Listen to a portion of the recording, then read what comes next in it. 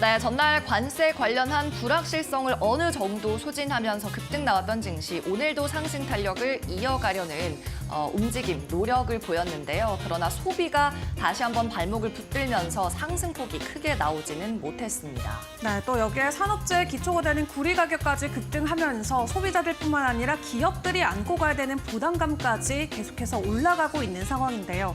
그런 가운데 상호 관세 발표일이 정말 얼마 남지 않았습니다. 시장은 앞으로 어떤 부분에 집중적으로 주목을 할지 매일 살펴봐야 될 것 같은데 일단 간밤 마무리됐던 3대 지수부터 체크를 해보도록 하겠습니다. 간밤 시장 상황 확인해 볼까요?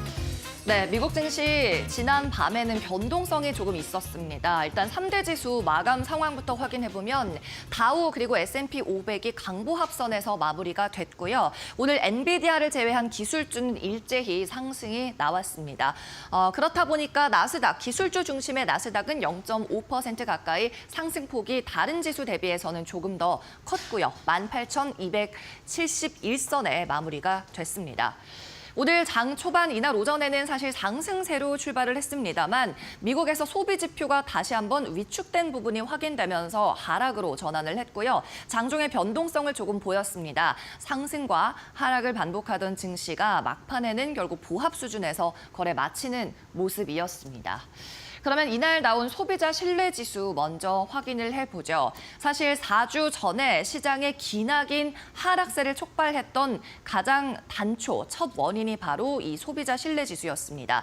3월 컨퍼런스 보드에서 발표한 이번 달 지수는 92.9가 나왔는데요. 시장 약세를 촉발했던 지난 2월 지수는 98.3이었습니다. 사실 지난달에는 소비가 약해지더라도 그래도 100은 넘지 않겠느냐라는 전망이 있었는데 의외로 시장 예상치를 크게 하회하는 98.3이 나오면서 폭락이 촉발이 됐었고 4주 동안 계속 시장 약세가 이어졌죠. 그런데 그만큼 그래서 이날의 수치도 굉장히 중요했습니다만 다시 실망스러운 기록이 나왔습니다. 예상치가 94.2였는데 이보다 밑도는 흐름이 연출됐고요. 이전치에서도 훨씬 더 하회하는 큰 폭의 하회가 나왔습니다. 그리고 여기에 더해서 이 소비자들의 단기 전망을 의미하는 기대지수는 무려 12년 만에 최저치가 나왔는데요. 65.2로 발표가 됐습니다. 이 기대지수 같은 경우에는 소비자들이 자신의 직업적인 전망, 소득이나 사업적인 전망을 어떻게 바라보느냐라는 미래 시각을 반영하는 지수인데요. 경기 침체 기준선인 80도 무려 15포인트 가까이 밑도는 걸로 나타났습니다. 그렇다 보니 지수 어제의 랠리를 이어가려는 흐름에서 이 방향을 꺾어버린 기록이 바로 이 소비 지표였습니다. 다만 미국에서 주택 지표는 괜찮게 나오고 있습니다. 1월 대비해서 신규 주택 판매 건수가 늘어난 건데요. 지난 1월 수치 65만 7천 건이었고요. 계절적인 영향을 받았고 그리고 겨울이 워낙에 좀 추웠기 때문에 혹한기였기 때문에 주택 지표가 계속 좋지 않게 나왔습니다만 1월 대비해서는 약 2만 건가량 늘어나면서 67만 6천 건을 기록했습니다. 그래도 시장의 예상치인 68만 2천 건보다는 낮게 나타났고요. 1월 대비해서는 그래도 소폭 올랐습니다. 최근 미국에서 주택 경기가 조금이나마 살아나는 흐름이 나타나고 있고 1월 대비해서 좀 날씨가 풀리고 봄철로 다가가면서 시즌적인 영향이 있었던 걸로 풀이가 돼요. 자, 오늘 트럼프 입에서는 관세 관련한 폭탄 발언은 나오지 않았습니다. 그러면서 시장이 조금 쉬어가는 흐름을 연출할 수 있었는데요. 그러나 어제 있었던 이 관세 관련한 예외성을 두고 월가에서 분석은 계속 나왔습니다. 오늘 칼라일의 데이비드 루벤스타인의 이야기를 인용해봤습니다. 그래도 시장 긍정적으로 보고 있었어요. 관세 이슈 만약 광범위하게 적용될 시에는 성장이 둔화되는 데 영향을 미칠 수 있고 그리고 인플레이션도 상방으로 압력을 줄 수 있다라고 분석을 했습니다. 그러나 이건 광범위하게 적용될 시에 나오는 문제고요. 사실 어제 나왔던 트럼프의 발언은 조금 더 타겟을 해서 조금 더 선별적으로 세금을 부과할 거라는 걸 암시했기 때문에 크게 부정적인 입장의 코멘트는 아니었습니다. 그리고 인플레 압력이 있고 만약 성장 둔화가 나오더라도 리세션까지는 아니다. 경기 침체가 오지는 않을 거다라고 다소 긍정적으로 보는 멘트였습니다. 자, 오늘 상품 시장에서는 구리 가격 한번 확인해 보죠. 지금 보는 수치는 5달러 21센트로 상승한 걸로 나타나는데요. 선물입니다. 25년 5월 선물 기준으로 가지고 왔고요. 최근 구리 가격이 사상 최고치에 바짝 더 다가가는 모습입니다. 트럼프의 관세 정책이 어제 나왔던 뉴스처럼 보다 더 유화한 쪽으로 흘러가면서 경기 침체 우려감을 조금 걷어냈기 때문이죠. 예상보다 신중한 관세 정책 관련 코멘트가 등장하며 구리 가격 다시 강세 보였습니다. 아무래도 닥터 코퍼라고 불릴 정도로 경기와 좀 민감하게 움직이는 상품이다 보니까 리세션 우려가 좀 걷어지면서 2%가량의 반등 나왔습니다. 네, 이어서는 섹터별 흐름도 함께 체크해보죠. 오늘 섹터별 흐름은 좀 방향이 많이 엇갈렸습니다. 일단 기술주 단에서는 엔비디아 그리고 반도체 일부 종목을 제외하고는 거의 다 초록불 켜줬다고 보셔도 될 것 같고요. 헬스케어 단에서 빨간불 마이너스 많이 들어와 있죠. 그리고 컨슈머 디펜시브 방어적인 종목 단에서도 약간의 약세 종목들 포착이 됐습니다.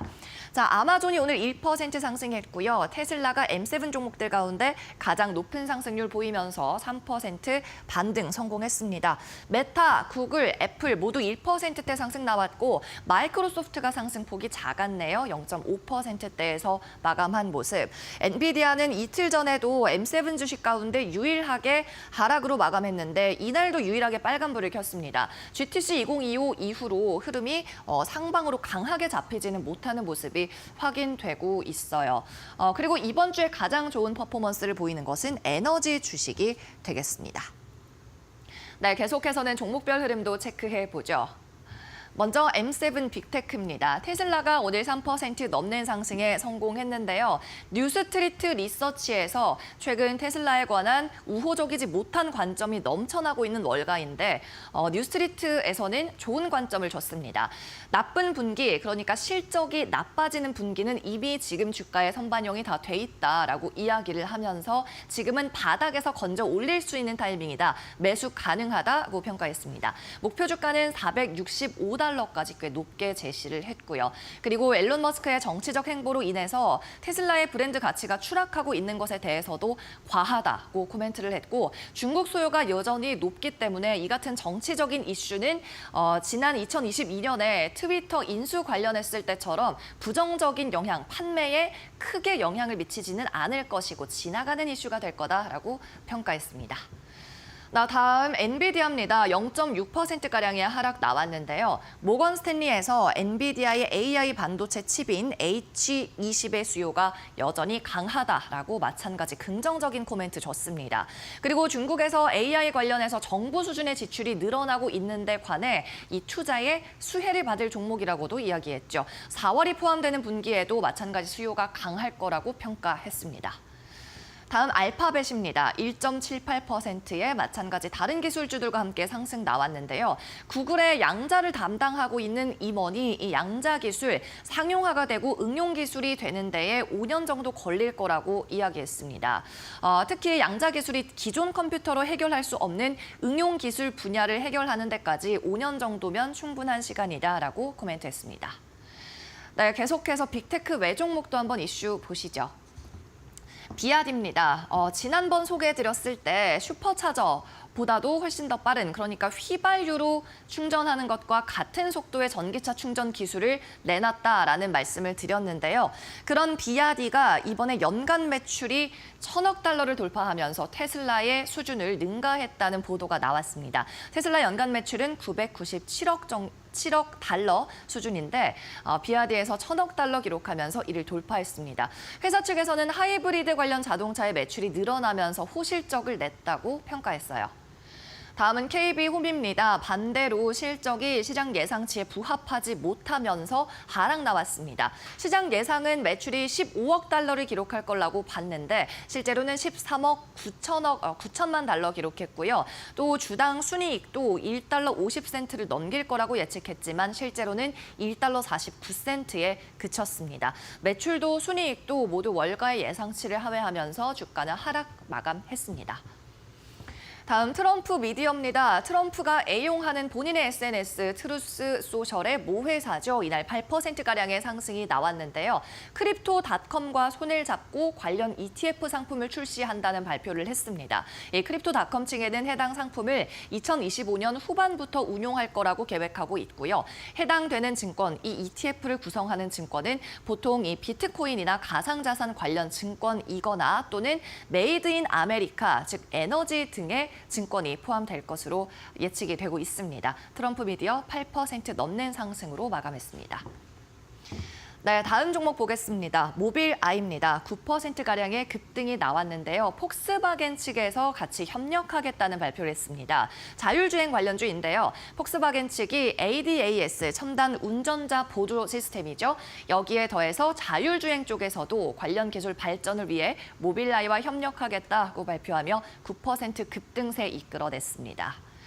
네, 다음 노보노디스크입니다. 일라이 릴리와 경쟁하고 있는 회사이기도 하죠.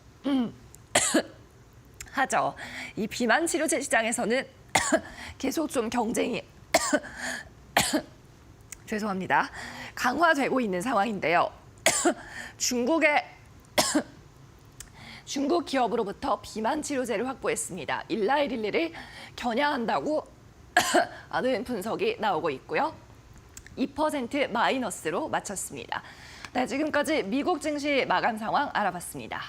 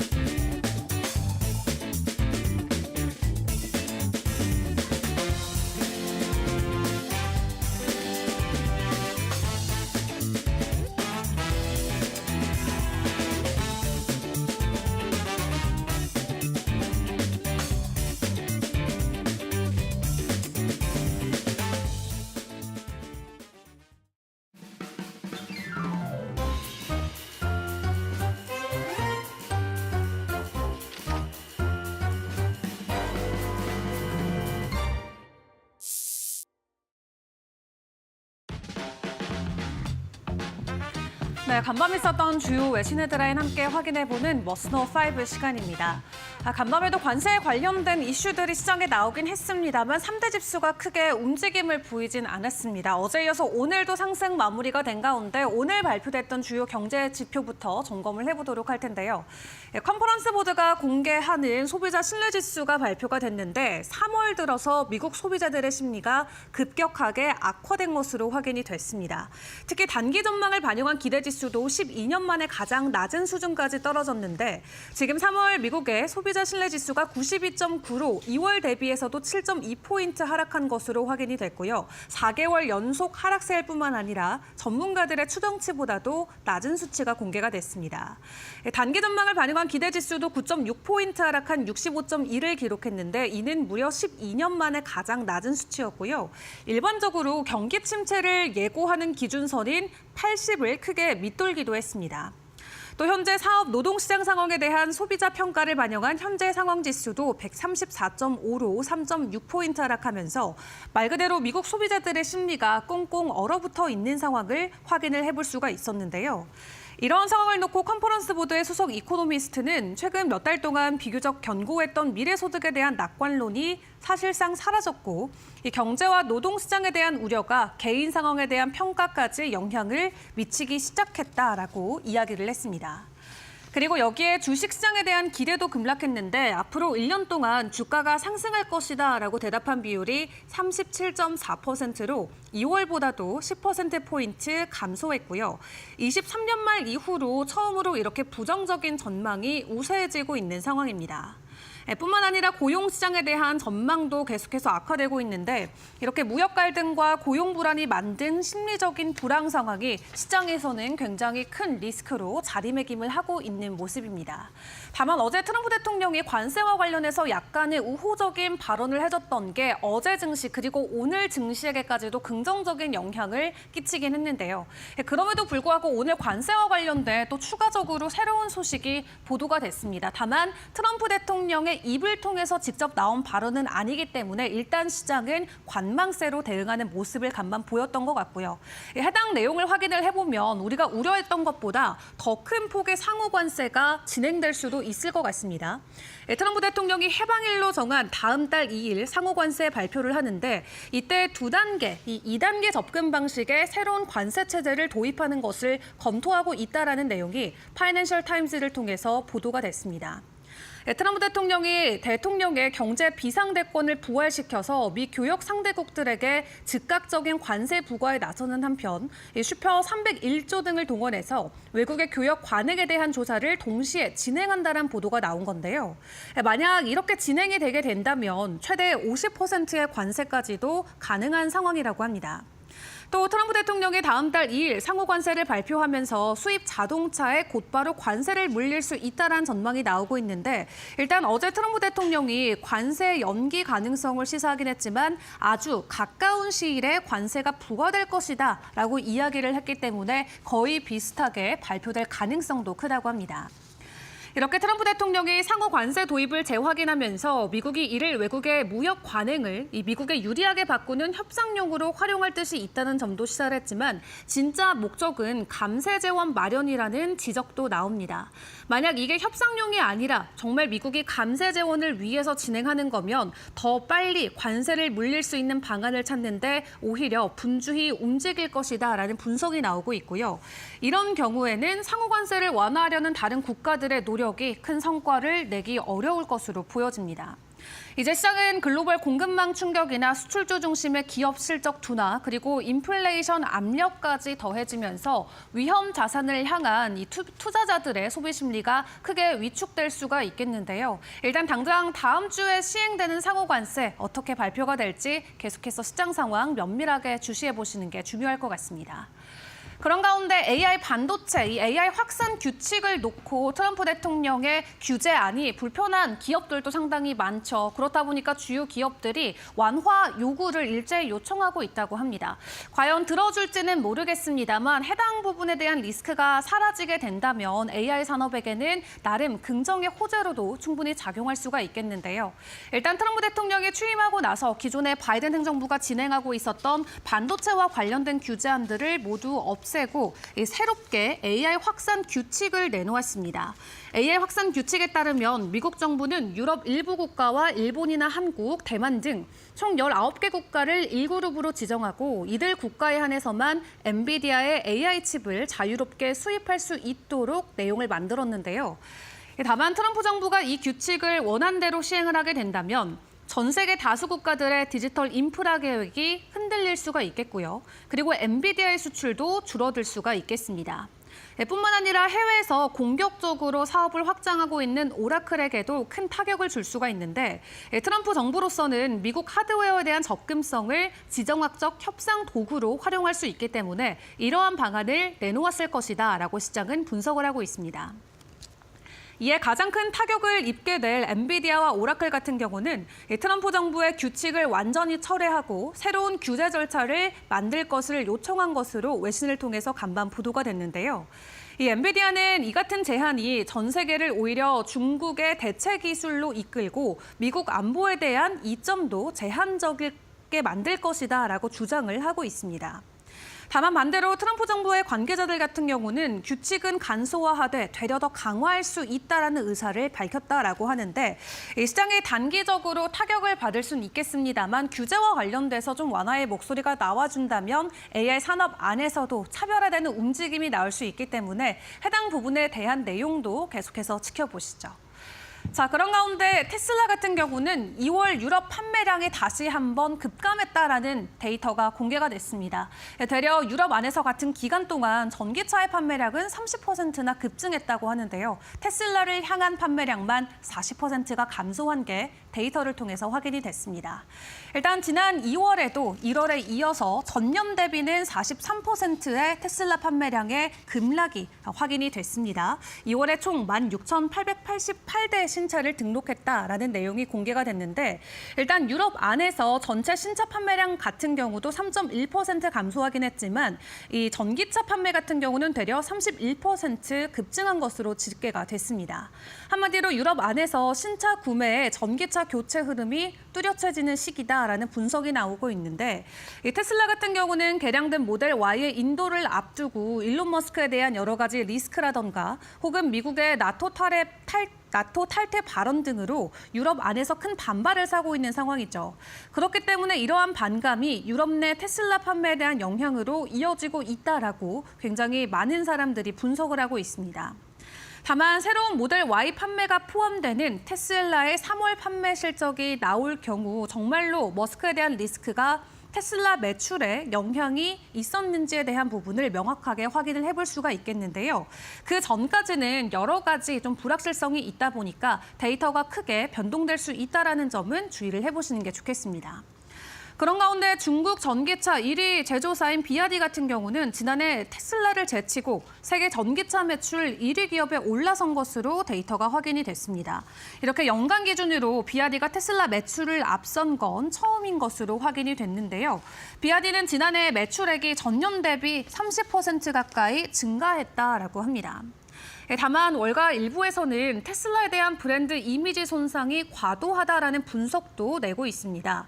파이퍼 샌들러의 간밤 나온 보고서를 확인해 보면 이 테슬라에 대한 의견을 이렇게 밝히면서 투자 의견 시장 수익률 상회를 유지를 했는데요. 일단 테슬라의 1분기 인도량이 저조한 것은 맞지만 이게 꼭 일론 머스크 때문만은 아니다. 그런 해석은 잘못됐다라는 글을 남기기도 했습니다. 일단 당장 테슬라는 오는 4월 2일에 올해 1분기 인도량을 최종적으로 발표할 예정인데 시장에서의 전망치는 계속해서 보수적으로 바뀌고 있는 상황인데요.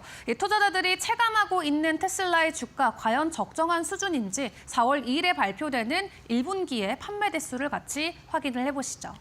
그런 가운데 간밤 암호화폐 시장 안에서의 이슈도 점검을 해보도록 하겠습니다. 트럼프 일가가 운영하고 있는 디파이 회사죠. 월드 리버티 파이낸셜 그룹이 다시 한번 이해상충 비판에도 불구하고 코인을 출시했습니다. 이번에는 밈코인이 아니라 스테이블 코인 발행을 했는데요. 스테이블 코인 솔라나와 이더리움 기반으로 발행을 했고 이 스테이블 코인의 법안이 만약에 최종적으로 승인되게 된다면 이 미국의 부채와 같이 실물 자산을 1대1 기반으로 준비금을 마련을 해야 되기 때문에 또 한편으로는 국채에 대한 부담을 덜기 위해서 트럼프 일가가 스테이블 코인을 발행하려고 계획하고 있다라고도 풀이를 해볼 수가 있겠습니다. 이유가 어찌 됐던 간에 어쨌든 이해상충과 관련된 부분에 대해서 이미 한 차례 큰 논란을 겪은 바가 있었는데 이에 굴하지 않고 추가적으로 코인 시장에 적극적으로 사업을 이어가고 있는 트럼프 일가의 행보를 확인을 해볼 수가 있겠는데요. 일단 해당 소식과 함께 간밤 비트코인은 추가적으로 88,000달러를 돌파하는 모습이 나오긴 했습니다. 앞으로 코인 시장 안에서의 분위기도 어떻게 흘러갈지 저희와 매일 아침 점검해보시길 바라겠습니다. 지금까지 머스노 5 시간이었습니다.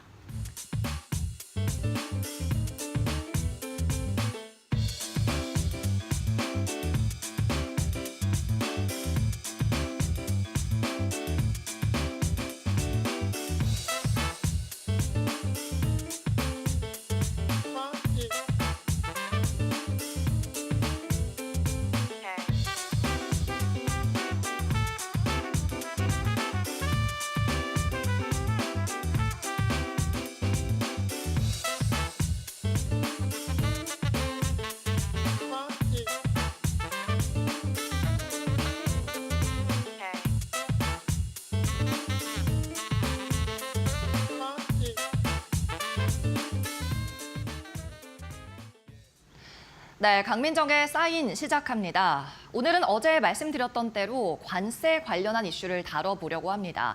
이 트럼프 행정부의 상호 관세 시행이 일주일도 남지 않았죠. 정말로 코앞으로 다가왔는데요.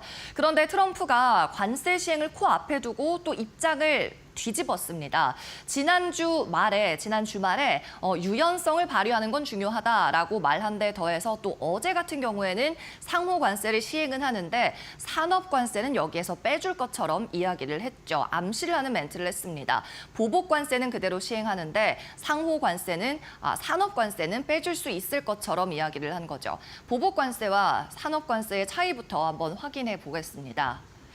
먼저 보복관세부터 보면요. 사실 시장에서 계속 반영하고 있었던 지수에 선반영이 됐던 부분인데요. 국가 대 국가로 진행이 됩니다. 특정 국가에 보복적으로 진행을 한다는 거죠. 상대국이 미국에 대해서 불공정한 무역을 할 때 적자를 심하게 내도록 유도할 때는 여기에 대응해서 보복관세를 매긴다는 거고요. 대상국은 이미 많이 알려졌다시피 중국이 1차 대상국이었고 유럽과 캐나다 그리고 멕시코와는 서로 맞대응해 보복전을 펼치면서 계속 관세율이 높아지고 있는 상황입니다. 그리고 방식을 보면 상대국이 관세를 부과했을 때, 불공정한 관세를 부과했을 때 이에는 이, 눈에는 눈 격으로 우리도 보복 차원에서 지금 있는 관세에 더해서 추가로 관세를 부과한다라는 내용이죠. 그렇다 보니까 유럽과 캐나다 등과는 각을 세우면서 관세율을 서로 더 추가하고 있는 상황입니다. 예시로 보면 2024년에 있었던 중국 전기차에 관세를 추가적으로 매긴 점, 그리고 이번 2.0 행정부가 등장하기 전에도 중국과는 계속 무역 분쟁이 있었죠. 1기 행정부 때 중국과 있었던 무역 분쟁도 좋은 예시가 될 것 같습니다. 반대로 산업관세 같은 경우에는 말 그대로 미국 내에 있는 자국의 산업을 보호하기 위해서 다른 국가들의 관련 업체에 관세를 매긴다는 겁니다. 배터리나 자동차, 의약품 등이 되겠죠. 미국은 특히 제조업 관련해서 이 미국 내 산업을 보호하는 데 지금 주력을 하고 있습니다. 그렇다 보니까 국가가 특정적으로 대상이 되진 않습니다. 모든 수출국의 특정 산업이 대상이 되는 거죠. 방식은 이렇습니다. 이 특정 산업을 보호하기 위해서 상대국의 리액션이나 대응에 상관없이 미국에서 독단적으로 그리고 선제적으로 부과하게 됩니다. 상대국에서 고율 관세를 부과하지 않더라도 미국 측에서 먼저 실제로 이것이 필요하다라고 판단했을 때 관세를 부과할 수 있다는 거죠. 최근에 예시로 나오고 있는 것이 자동차 그리고 제약. 이 부분은 일단 4월 2일 관세에서는 제외가 된 걸로 어제 확인이 됐죠. 또 배터리 쪽에서도 관세는 향후에 관련한 멘트가 나올 걸로 보입니다. 또 철강과 알루미늄 같은 경우에는 3월부터 이미 시행이 되고 있죠. 특히 중국산 철강과 알루미늄이 폭발적인 폭탄 관세에 지금 대상이 됐습니다.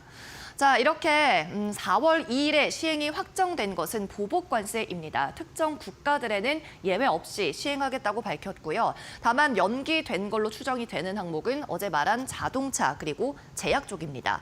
보복관세는 사실 그동안 시장에서 많이 반영을 했고 몇 달에 걸쳐서 예고가 된 수순이었습니다. 그런데 어제 나온 새로운 뉴스가 바로 이거였죠. 산업관세는 4월 2일의 항목에 포함되지 않을 것 같다였습니다. 그렇다 보니까 시장에 큰 안도감을 줬고요. 어제는 랠리가 이어졌습니다. 다우지수가 600포인트 가까이 상승하면서 안도 랠리가 펼쳐졌죠.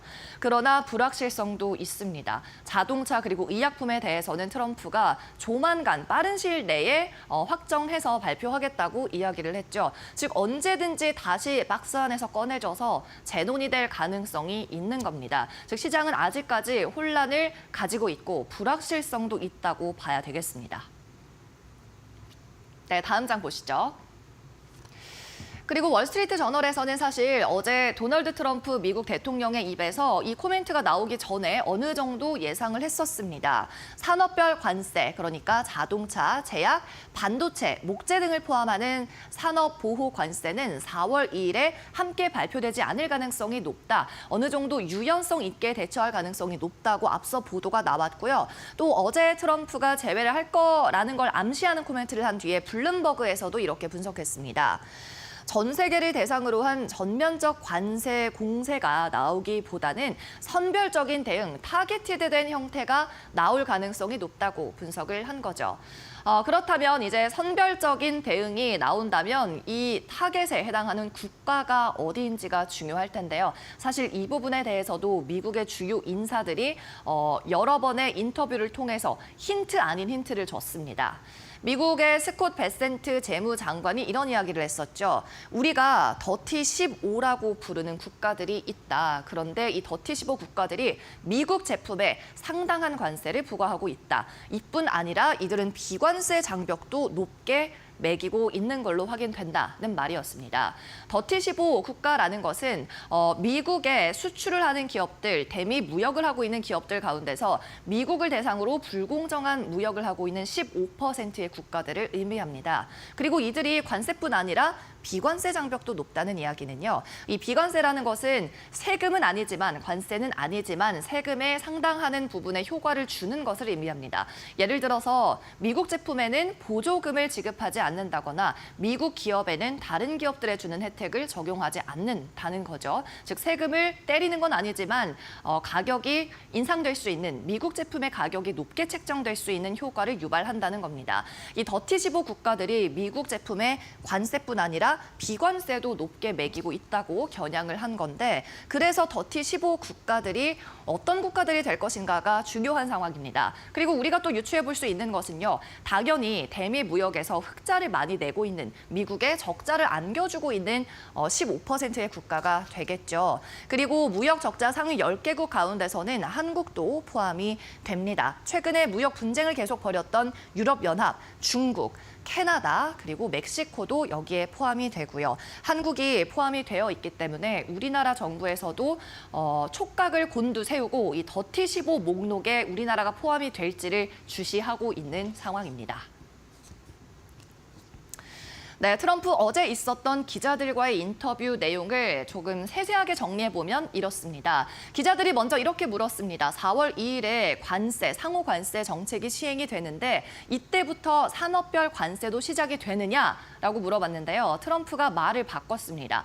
처음에는 그렇다, 전부 포함될 거다라고 이야기를 했는데 곧바로 하지만 모든 관세가 그날 포함되는 것은 아니다라고 이야기를 했어요. 그리고 곧바로 자동차 관세는 아마 며칠 내로 발표하고 그 다음 4월 2일부터는 보복 관세가 시작될 거다라고 이야기를 했죠. 그리고 여기 의약품도 포함이 됐습니다. 즉 트럼프의 이 인터뷰의 흐름을 체크해 본다면 4월 2일 보복 관세, 산업별 관세에 자동차가 이 산업에는 포함이 되지 않을 거라는 이야기가 되겠죠. 그래서 시장에서는 워낙에 또 어제까지는 상승 동인이 절박하게 필요했던 시장이었기 때문에 상승으로 반응을 했습니다. 종합해 보자면 일단 4월 2일부터는 국가 간의 보복 관세는 우리가 예측을 했던 것처럼 시행이 될 걸로 보이고요. 다만 산업별 관세는 며칠 내에 따로 발표가 될 것 같습니다. 자, 그래서 월가에서는요, 이런 관세 불확실성을 앞두고, 관세 정책을 앞두고 미국 내에서의 판매만 나오고 있는 기업을 매수하는 건 어떻냐라고 조언하고 있습니다. 골드만삭스가 대표적인데요. 해외 매출 비중이 높은 기업은 일단 피하는 것이 좋고 국내 매출을 중심으로 하는 기업에 주목하자. 여기에서 국내는 당연히 미국입니다. 골드만삭스의 데이비드 코스틴이라는 사람이 국내 매출 바스켓, 도메스틱 세일즈 바스켓이라는 주식들의 목록을 공개했는데요. 전체 매출의 100%가 미국에서만 나오는 기업들로 구성이 되어 있습니다. 그렇다 보니까 관세 방어력이 당연히 높습니다. 어떤 종목들이 이 바스켓에 들어있는지 한번 확인해 보시죠. 네, 일단 전반적인 목록을 보면요. 방어적인 성격 종목이 확실히 많습니다. 버라이즌과 T모바일 같은 통신 관련한 종목들, 이 non-US 세일즈, 미국 외국가에서 발생하는 매출이 전부 다 0%인 점 먼저 확인할 수가 있고요. 또 인테리어, 주택 관련 업체인 로우스도 포함이 되어 있었고, 타깃이나 크로거 같은 소매 판매 업체들도 음식료를 판매하는 업체죠. 포함이 되어 있었습니다. 또 전통적인 경기 방어주로 분류되는 헬스케어 종목 들도 아래쪽에 위치해 있고요. 은행주인 웰스파고, 은행주 가운데서는 웰스파고만 이 목록에 들어있네요. 자, 이 가운데 좀 주목해 볼 만한 종목들 두 가지만 소개를 해보도록 하겠습니다.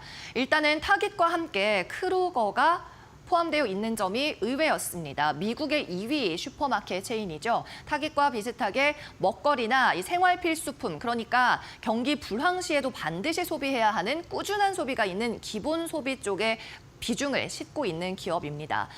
다만 약점이 하나 있다면 일부 수입 식자재들, 해산물이나 포장재 같은 것은 수입을 하고 있는 것들이 있어서 마진에 압박을 받을 가능성, 관세가 높아지면 수입할 때 원자재 가격이 올라가기 때문에 마진 압박이 받을 가능성이 있긴 하지만 이 비율이 상당히 낮다는 점에 주목을 하고요. 또 판매 자체는 미국에서만 한다는 점도 주목해 보면 좋겠습니다.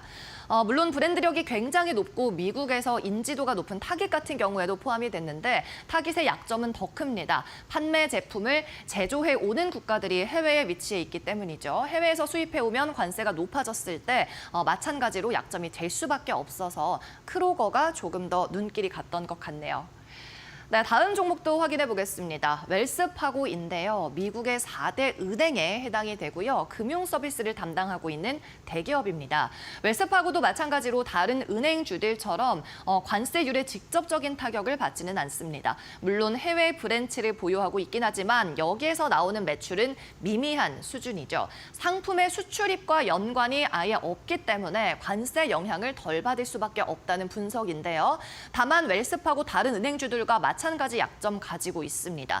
경기 침체가 온다면 이 소비가 위축되기 때문에 카드 부문에서 매출이 수축될 가능성을 염두에 둬야 합니다. 지난 예전 사인 시간에도 말씀을 드렸는데 경기 리세션, 침체가 온다면 은행 주식들이 카드 부문에서부터 가장 먼저 타격을 받을 것이다. 그것이 2008년 금융위기 때 있었던 일이다라는 분석 전해드렸죠. 웰스파고 카드 수수료나 카드 기반으로 한 대출 쪽에서 좀 쪼그라들 수 있지만 그래도 이 부분에서는 마찬가지 비중이 굉장히 적다는 점도 함께 전해드립니다. 네, 이렇게 월가에서 분석하고 있는 종목들을 보면요. 확실히 지난해에 많이 달렸던 기술주나 성장주는 많이 제거가 되고 있고요. 경기 방어주나 배당주 쪽으로의 거론이 많아지는 걸 확인할 수 있습니다. 확실히 시장에서는 불확실성 장세가 지속되고 있는 걸로 보여요. 자, 이제 관세 시행이 일주일도 남지 않았는데요. 과연 트럼프의 머릿속에는 어떤 생각들이 들어있는지가 이 투자자들의 가장 관심사가 되고 있습니다. 보시는 사진은 현대차 그룹에서 어제 미국 내 대규모 투자를 발표했던 백악관에서의 모습, 그리고 옆에는 트럼프가 함께 있는 모습인데요. 트럼프 이 자리에서 이것이 관세 정책의 효과다라고 자랑을 했습니다. 현대차 그룹의 주머니에서 선물 보따리를 가져가면서 우리의 입장에서는 조금 배 아플 수도 있는 상황이었죠. 이제 주목해 볼 것은 트럼프 대통령의 입입니다. 그리고 PC 소비자 물가 지수가 나오는 것도 이번 주 꼭 체크를 해보셔야 되겠고요. 해당 사인이 나오면 또 다시 전해드리겠습니다. 이상으로 강민정의 사인은 오늘 여기까지입니다.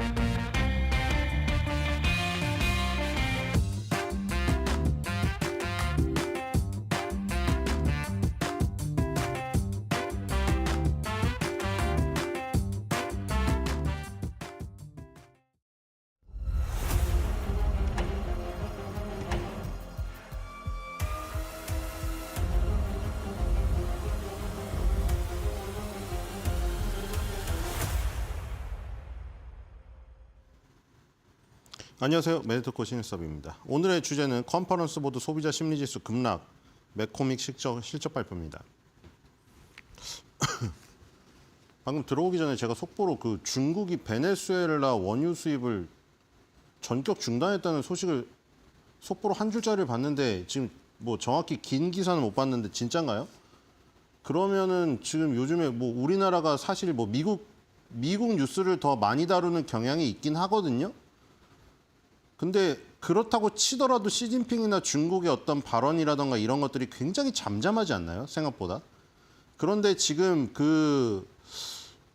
중국이나 러시아는 사실 잘 안 굽히잖아요. 뭐 지금 보시면은 뭐 유럽이라던가 지금 뭐 저 아시아라던가 우리 보면 예를 들어 TSMC라던가 지금 현대차도 가갖고 막 이게 좀 굽신거린다고 하면 그렇지만 사실은 되게 미국에 대한 어떤 투자를 막 발표하면서 우리 편입니다. 막 이런 식으로 나오잖아요. 근데 뭐 중국, 러시아가 그렇게 행동하진 않죠.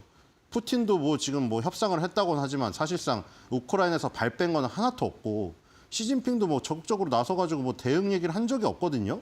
근데 지금 정말로 베네수엘라 원유 수입을 즉각 중단한 거라면은 정말 이거는 그 관세 이 전쟁이 먹힌 거라고 볼 수도 있겠는데 왜냐면 어제 그 정의선 회장하고 그 저기 발표할 때도 뭐 축하해주긴 하는데 약간 계속해서 말하는 게 이게 바로 관세 정책의 효과다. 다른 나라들도 봐라. 이런 얘기를 그냥 대놓고 해버리거든요.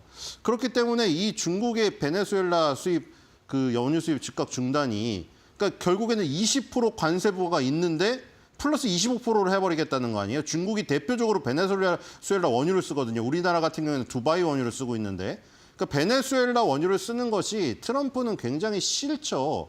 펜타닐 원료를 수입하는 중국 그리고 이제 베네수엘라 같은 경우는 깽단이 엘살바도르의 깽단을 지금 갔는데 베네수엘라 출신이 많고 이런 부분 때문에 뭐 그런 부분이 있는 건데 중국이 정말 그렇게 했다면은 일단은 뭐 좀 화해적인 분위기를 조성하려는 게 아닌가 그런 생각이 드는데 조금 더 세부적인 그 뉴스를 후속 뉴스를 봐야 될 것 같고요. 자 그리고 행정명령을 뭐 또 매일매일 하는데 어제는 또 그 뭐 선거 보완 조치를 거부하는 주들에 대해서 연방자금 지원을 삭감해 버릴 것이다 하면서 선거 보완에 대한 트럼프가 계속 뭐 사실은 이게 내로남불일 수도 있는데 자기는 거의 뭐 국회의사당을 장악을 해버리지 않습니까? 부정선거를 뭐 그냥 부정선거를 워낙 외치기 때문에 그럴 수도 있는데 지금 어쨌든 선거 보완을 목표로 해서 선거 보완 조치를 안 하는 주에게는 연방자금 지원을 삭감해버린다고 행정명령을 또 사인을 했습니다. 트럼프 사인 이제 외울 것 같죠? 아이들까지 시켜버렸어요. 그렇죠? 수포자 양산한다고 아이들 데려놓고 학생들까지 사인하게 만들었죠. 자, 뒤로 가보겠습니다. 자, 컨퍼런스 보드 미국 소비자 신뢰지수입니다. 자, 이거 수치가 좀 이 사이트가 이상한데 54.6인데 이 어쨌든 간에 지금 뭐 다 보셨을 거예요. 12년 내 최저 지수.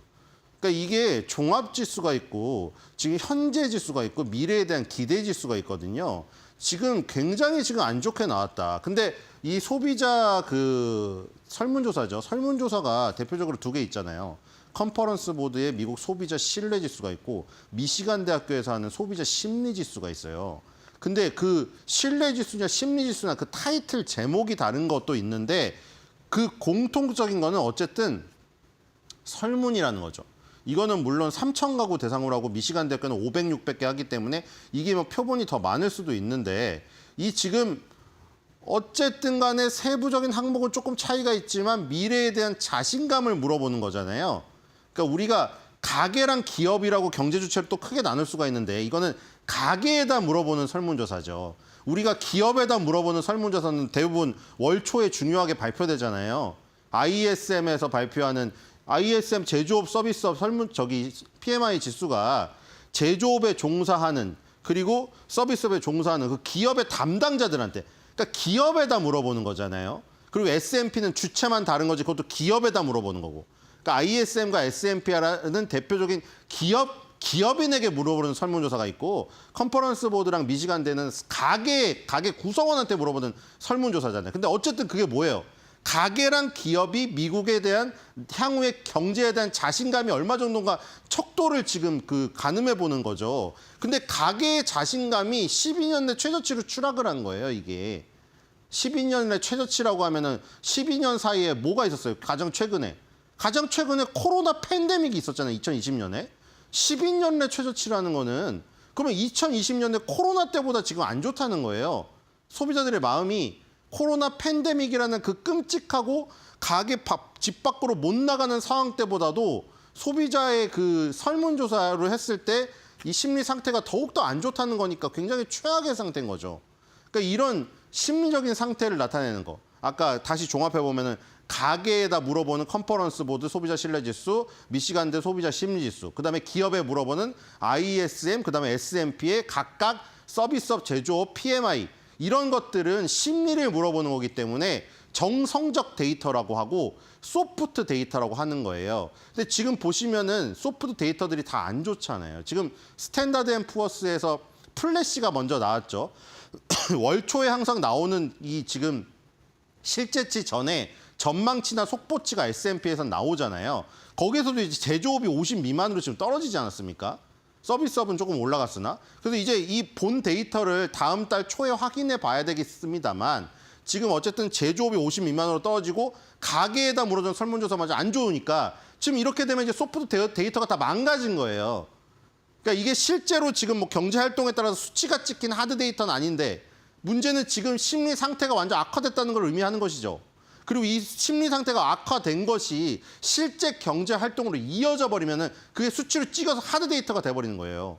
그렇죠? 정말로 이렇게 불안해가지고 실제로 마트를 안 가버리고 외식을 안 해버리고 경제 활동을 안 해버리면은 그 데이터가 실제치로 찍혀버리겠죠. 지금 이 심리 상태가 결국 이어질 수 있다는 거에 이 중요도가 있는 겁니다. 물론 계속 얘기 드렸다시피 컨퍼런스 보드든 지금 뭐 미시간대든 중요한 게 예전 과거에 비해서 응답률이 상당히 떨어지고 있어요. 이게 우편이라던가 전화로 돌려버리는 거기 때문에 우리나라도 그러시잖아요. 우편함에 뭐 우리나라뿐만이 아니지 않겠어요? 우리나라의 우편함에다가 실제로 뭐 금감원 사칭해가지고 우편을 넣고 그걸로 보이스피싱을 하는 사례까지 발견됐잖아요, 이제. 그렇죠? 집 주소를 알고 있으니까 집에 와가지고 우편함에 진짜 가짜 프린트된 이 우편물을 넣는다는 거예요. 그러니까 노인분들은 금감원하고 비슷하게 딱지가 비슷하니까 금감원 거라고 속아버리는 거예요. 그러니까 우편함 아예 안 여는 분도 많고 이런 공공기관이나 이런 데서 설문조사 날라오는 거. 그리고 전화는 아예 안 받죠. 미시간대 심리지수 같은 경우에는 지금 응답률이 거의 30%대로 지금 추락을 했단 말이에요. 과거에 60%대였던 게. 그런 응답률이 떨어진 거에 대한 어떤 데이터에 대한 이 지금 신뢰성 이런 것도 사실 조금 이 과거의 거를 데이터랑 종합을 해가지고 좀 판단을 해야겠지만 어쨌든 간에 소비자 심리지수가 여러 가지가 지금 있기 때문에 그 여러 가지가 다 안 좋게 나온다는 거는 이 의미가 있습니다. 지금 뒤로 가보겠습니다. 소비자 심리지수가 그 최악이다. 그래서 지금 이렇게 종합이 있고 컨퍼런스 보드 지금 언론에 나온 것들이 92.9 이런 것들이 맨 위에 있는 거예요. 그다음에 현재 지수에 대한 게 134.5고 이 향후 기대 지수에 대한 게 65.20이에요. 근데 이제 수치가 전부 다 이제 급락해서 그래프가 꺾여 내려간 이 부분이 중요한 거죠. 이렇게 빨간색으로 칠해놓은 급격하게 꺾이는 각도가 보이지 않습니까? 현재 지수든 종합 지수든 기대 지수든 어쨌든 간에 이 세부 지수가 전부 다 확 꺾여 내려갔죠, 지금. 그리고 지금 이 기대 지수 있죠. 기대 지수가 1985년 기대지수든 현대지수든 1985년을 100으로 기준으로 하는 건데 이 기대지수가 상당히 좋지가 않죠. 익스펙테이션. 이게 65.20이니까 2022년 그리고 2013년까지 가야 나오는 그 수치가 나왔습니다. 지금. 향후 기대가 없는 거예요. 지금 자신감이 확 떨어졌어요. 지금. 뒤로 가보겠습니다. 자, 그래서 지금 뱅크 오브 아메리카에서는 그런 얘기도 합니다. 자, 그래서 지금 예를 들어서 하드 데이터는 좋게 나오고 지금 소프트 데이터는 안 좋게 나오는데 이걸 어떻게 해석할 거냐 이거예요. 기대 지수가 확 떨어진 거고. 그러니까 뭐냐면은 지금 주초에 뭐가 발표가 됐어요? 소매 판매랑 산업 생산이 발표가 됐는데 그거 괜찮았거든요. 괜찮았어요. 소매 판매랑 산업 생산은 수치로 찍히는 거예요. 실제 경제 활동이 일어나가지고 찍히는 거죠. 산업 생산이 몇이 나왔냐, 소매 판매가 몇이 나왔냐. 그 하드 데이터는 나쁘지가 않았거든요. 근데 지금 주 후반에 발표되기 시작하는 주 중반부터 이 정성적 데이터, 이 영어로 지금 소프트 데이터라고 불리우는 것들은 지금 급락을 하고 있단 말이에요. 그래서 뱅크 오브 아메리카는 지금 요거를 확 끝까지 보고 판단하겠다 이거예요. 뱅크 오브 아메리카 애널리스트가 지금 내놓은 자료인데 그거예요. 소비자의 심리는 이런 표현까지 썼습니다. 조현병 같다는 거예요. 옛날로 말하면 조울증이죠. 조증이 일어났다가 우울증이 일어났다가 거기다가 응답률도 떨어지는 이 설문조사에서 변동이 너무 심하다 이거죠. 사람들은 조금만 뉴스가 지금도 트럼프의 관세 얘기가 우리나라도 이렇게 전달하는데 미국에는 맨날 나올 거 아니에요. CNN, AP통신, 폭스 무슨 틀어놓는 것마다 그리고 옛날 레거시 미디어 안 보면 유튜브에서도 계속 트럼프 관세 어쩌고 하니까 관세 부과하는 게 수입업자한테 돼가지고 불안하고 에그플레이션 때문에 지금 계란값 때문에 아침에 베이컨에 계란을 못 먹고 있고 이러다 보니까 심리가 갑자기 너무 악화된 거예요. 뉴스에서 계속 간세 얘기만 때리고 이러니까 그 심리는 완전히 나빠졌는데 실제 데이터는 은근히 좋게 나와서 시장이 버티고 있잖아요. 그래서 뱅크 오브 아메리카는 지금 이걸 계속 보겠다 이거예요. 만약에 이 소프트 데이터가 하드 데이터에 영향을 미쳐서 하드 데이터까지 꺾이면은 그때 가서야 우리가 경기에 대한 악영향을 얘기하겠다. 이 지금 소프트 데이터, 사람들의 마음은 조현병 같이 움직이는 거기 때문에 지금 이렇게 급격하게 뭐 10년대 최저치를 기록하고 이런 것들을 좀 더 지켜봐야 된다는 얘기를 하면서 이런 자료를 내밀었습니다. 뒤로 가보겠습니다. 자, 바로 이런 차이인 것이죠. 자, 소매 판매, 그다음에 이게 비농업 취업자 수죠. 논폼 페이롤스. 그런데 이런 것들은 지금 다 플러스에 있잖아요. 0% 이상. 그런데 점점 보세요. ISM, 그리고 이거는 S&P예요. S&P가 스탠다드 앤 포어스가 마킷이라는 회사에 맡겨서 하니까 MKT로 된 건데 어쨌든 ISM이든 S&P든 제조업 비제조업 지수, 이 제조업 서비스업 지수가 뭐 교차해서 나오고 있죠. 그다음에 이 지금 소비자 심리 지수 이렇게 악화되어 있다는 거. 그러니까 지금 이게 차이가 큰 거죠.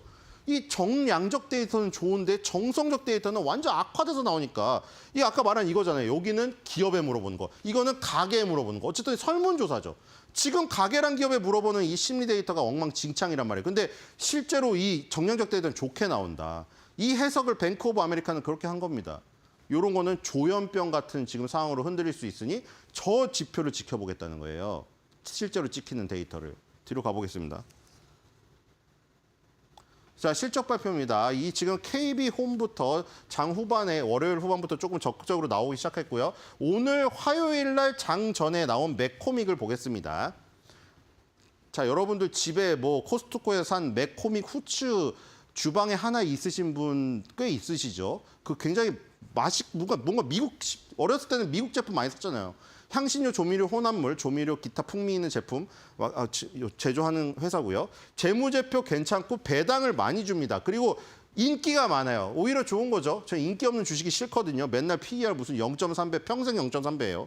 자, 과거 실적 좋고 미래 실적에 대한 불투명이 있습니다. 입증된 실적을 보유한 기존 배당금 지급업체고요. 뒤로 가보겠습니다. 자, 실적 1.61 빌리언 달러. 2025년도 1분기 기준이니까 2024년도 4분기 기준 대비해서 플랫으로 나왔습니다. 그다음에 순이익은 지금 마이너스 2%, 거의 보합이네요. 162.3 밀리언 달러.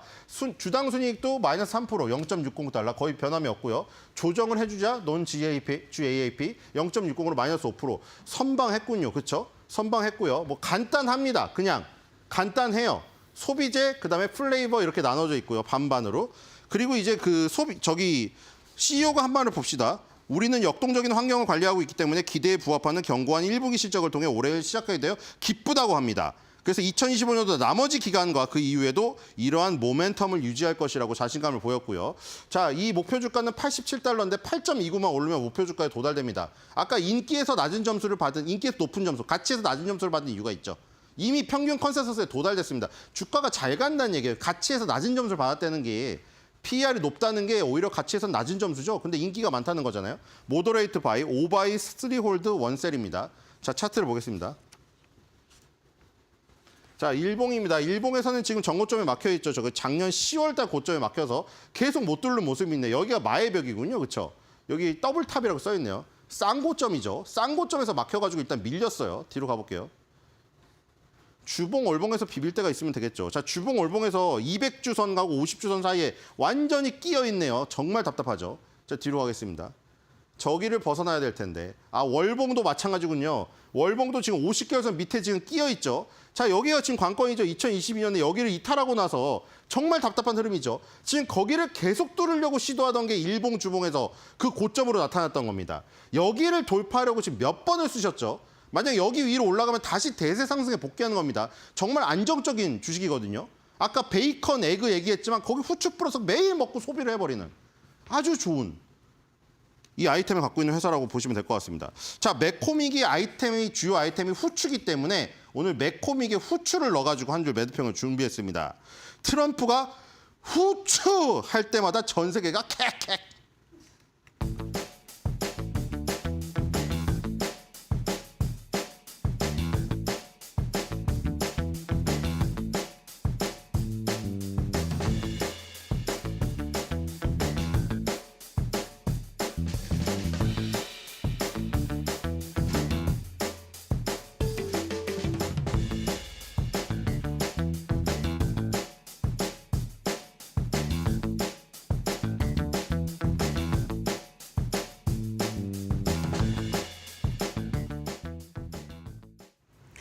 어제 새벽 나스닥이 2%대 급등 마무리를 짓자 국내 증시도 긍정적인 기대감을 안고 출발을 했었죠. 양대 지수 모두 상승으로 진행되나 싶었더니 점심을 기점으로 일제히 하락으로 전환이 됐습니다. 외국인들이 매도 흐름이 이어지면서 일단 정치적인 불확실성이 국내 증시에서는 크게 드리워지기도 했는데요. 때문에 코스닥이 1.2%대 지수 낙폭을 보였고요. 최근에 긍정적인 상승 기조를 이어왔던 삼성전자와 SK하이닉스도 1%대 하락 마감이 되기도 했습니다. 다만 긍정적이었던 건 코스닥 쪽에서 2차 전지나 완성차 부품 쪽으로 가격 상승이 나왔다라는 게 될 것 같은데 이날장에서 외국인들은 현대모비스나 H현대일렉트릭과 같이 현대 관련주들의 이 추가적인 매수세를 보여주기도 했고요. 기관 쪽에서는 여전히 SK하이닉스를 가장 많이 담아가는 모습을 보여주기도 했습니다. 그런 가운데 52주 신고가 들어갔던 종목들을 놓고 봤을 때는 여전히 개별주 위주로의 이슈에 집중을 해주고 있는 모습인데 YG 엔터테인먼트 같은 경우는 이날장에서 3.7%대 추가 상승을 보였습니다.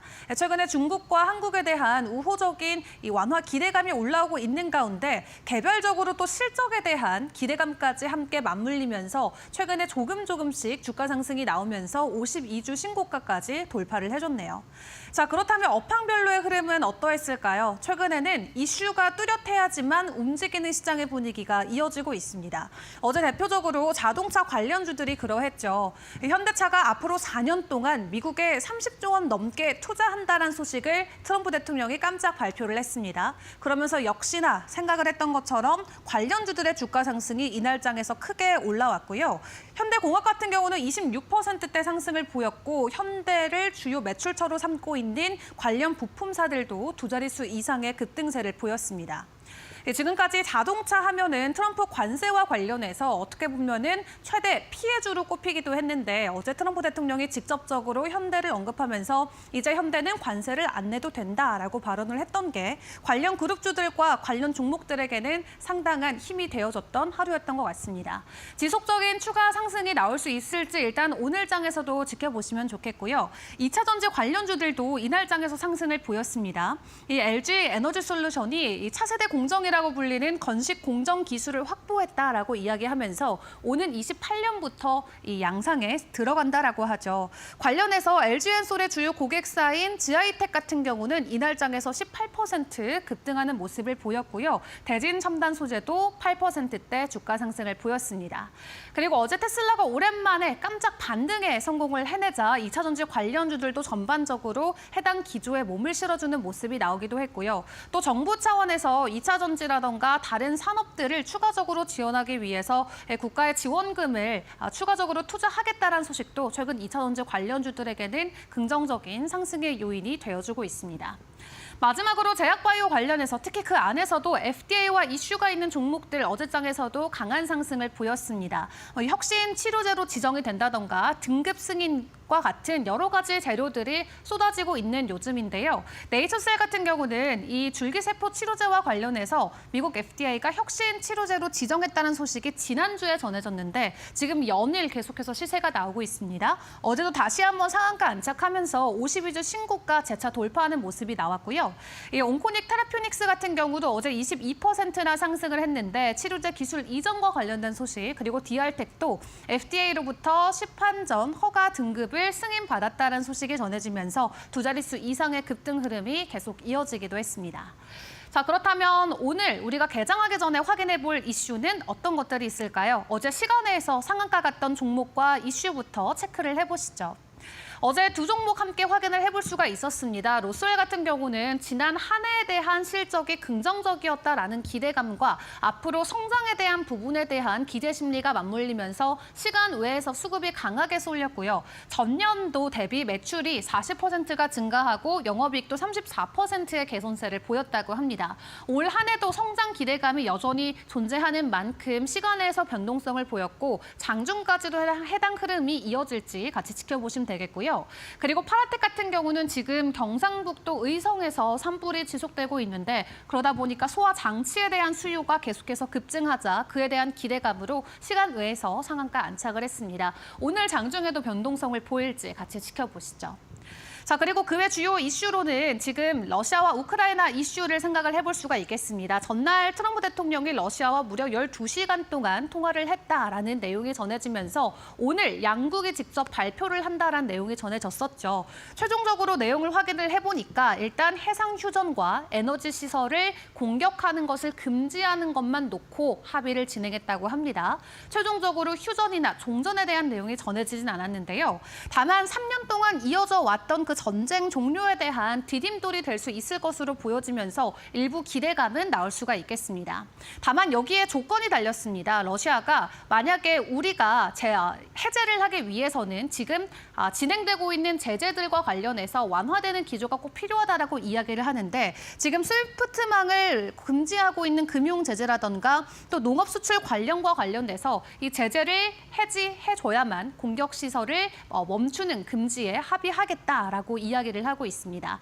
때문에 최종적으로 러시아가 정말로 이 금지에 합의해줄 수 있을지는 미국이 또 추가적으로 해줘야 되는 숫자가 남아있는 걸로 보여지는데요. 추가적인 소식이 어떻게 전해질지는 기다려 보셔야겠습니다만 해당 이슈와 함께 오늘 이 재건 관련주들이나 종전과 관련해서 기대감을 가져갈 수 있는 섹터와 종목군들은 한 번 더 체크를 해보시는 게 좋겠습니다. 자, 그렇다면 글로벌 이슈와 주요 일정들도 체크를 해보도록 하겠습니다. 간밤 트럼프 대통령의 발언들 위주로 다시 한번 체크를 해보도록 할 텐데요. 일단 어제 트럼프 대통령이 4월 이 상호관세와 관련해서 의외로 조금 유연한 태도를 보이자 뉴욕 증시가 급등한 채 마무리를 지었죠. 다만 오늘 이 한 외신 언론을 통해서 보도된 내용을 확인을 해보니까 되려 상호관세를 2단계로 추진하는 것을 검토하고 있고 이럴 경우에는 최대 50%까지도 관세가 가능하다라는 시나리오가 지금 적용이 되고 있습니다. 그리고 트럼프 행정부가 가지고 가는 상호관세는 우리가 모두 원했던 것처럼 단순한 협상용이 아니라 본인들의 감세 재원용으로 하는 것이기 때문에 오히려 더 빠른 시일 내에 더 강하게 적용을 할 수 있겠다라는 분석까지도 나오고 있고요. 어제 큰 기대감을 가졌던 자동차 관세 딜레이와 관련돼서는 오히려 수일 안으로 발표할 가능성까지도 제기가 되고 있습니다. 다만 이 부분이 트럼프 대통령의 직접적인 언급으로 나온 것은 아니고 외신 보도를 통해서 전해졌기 때문에 시장이 크게 반응하는 모습은 보이지 않았는데요. 다만 국내 증시는 오늘 해당 부분을 어떻게 소화할지는 일단 지켜보시는 게 좋겠습니다. 그리고 AI 관련해서 지금 트럼프 대통령이 취임 이후에 내놨던 AI 확산 규칙과 관련해서 엔비디아나 오라클과 같이 관련된 기업들이 완화 요구의 목소리를 계속해서 내고 있다고 합니다. 어느 정도까지 수용해줄지는 일단 지켜봐야겠습니다만 만약 조금이라도 AI 인프라, 이 시설 확충과 관련해서 완화되는 기조가 나오게 됐을 때는 관련주들의 또 긍정적인 주가 상승도 기대를 해볼 수가 있겠고요. 또 간밤에 나왔던 주요 경제지표 중에 하나는 소비자 신뢰지수를 체크를 해볼 수가 있겠죠. 92.9가 나왔는데 지금 기대지수 같은 경우는 12년 만에 최저치를 기록하면서 투심이 급격하게 위축되고 있음을 시사를 하고 있습니다. 이렇게 위험 자산에 대한 투자 심리가 계속해서 줄어들고 있고 위축되고 있는 국면에 들어서자 오히려 더욱더 포모 심리가 강화되고 있는 모습이 보여지고 있고요. 그런 가운데 오늘 국내에서는 마이크로소프트의 AI 투어인 서울 컨퍼런스가 진행이 됩니다. 어제 CEO가 본격적으로 방한을 해준 상황에서 해당 장소를 통해 어떤 내용들이 공개되냐에 따라서 오늘 또 AI 소프트웨어나 하드웨어 관련주들의 변동성이 있을 수가 있겠습니다. 이번 주 금요일에 발표되는 또 2월의 PC가 가장 중요한 만큼 이번 주 금요일까지 발표되는 지표들 잘 점검을 하시면서 국내 증시에 대한 전략들을 세워가시는 게 중요할 것 같습니다. 간밤 뉴욕 증시 나름 강보합권의 마무리는 됐는데 오늘 국내 증시도 동일한 반응을 보여줄 수 있을까요? 개장 때까지 저희 이데일리 TV와 함께 보시길 바라겠습니다.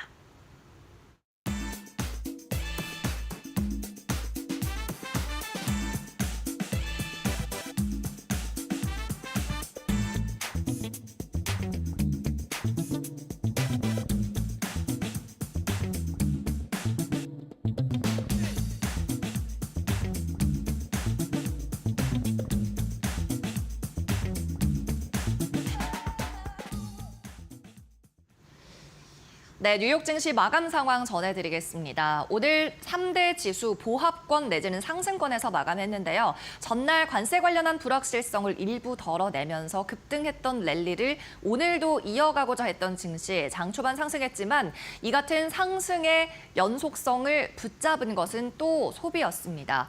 오늘 상승 출발한 지수였지만 3월 컨퍼런스 보드의 소비자 신뢰 지수가 나왔는데 실망스러운 결과였습니다. 사실 4주 전에 2월 수치가 발표됐을 때 소비 위축이 본격적으로 부각이 되면서 4주 연속된 시장의 하락을 이끌었는데요. 그만큼 이날 발표된 소비자 신뢰 지수도 중요했습니다.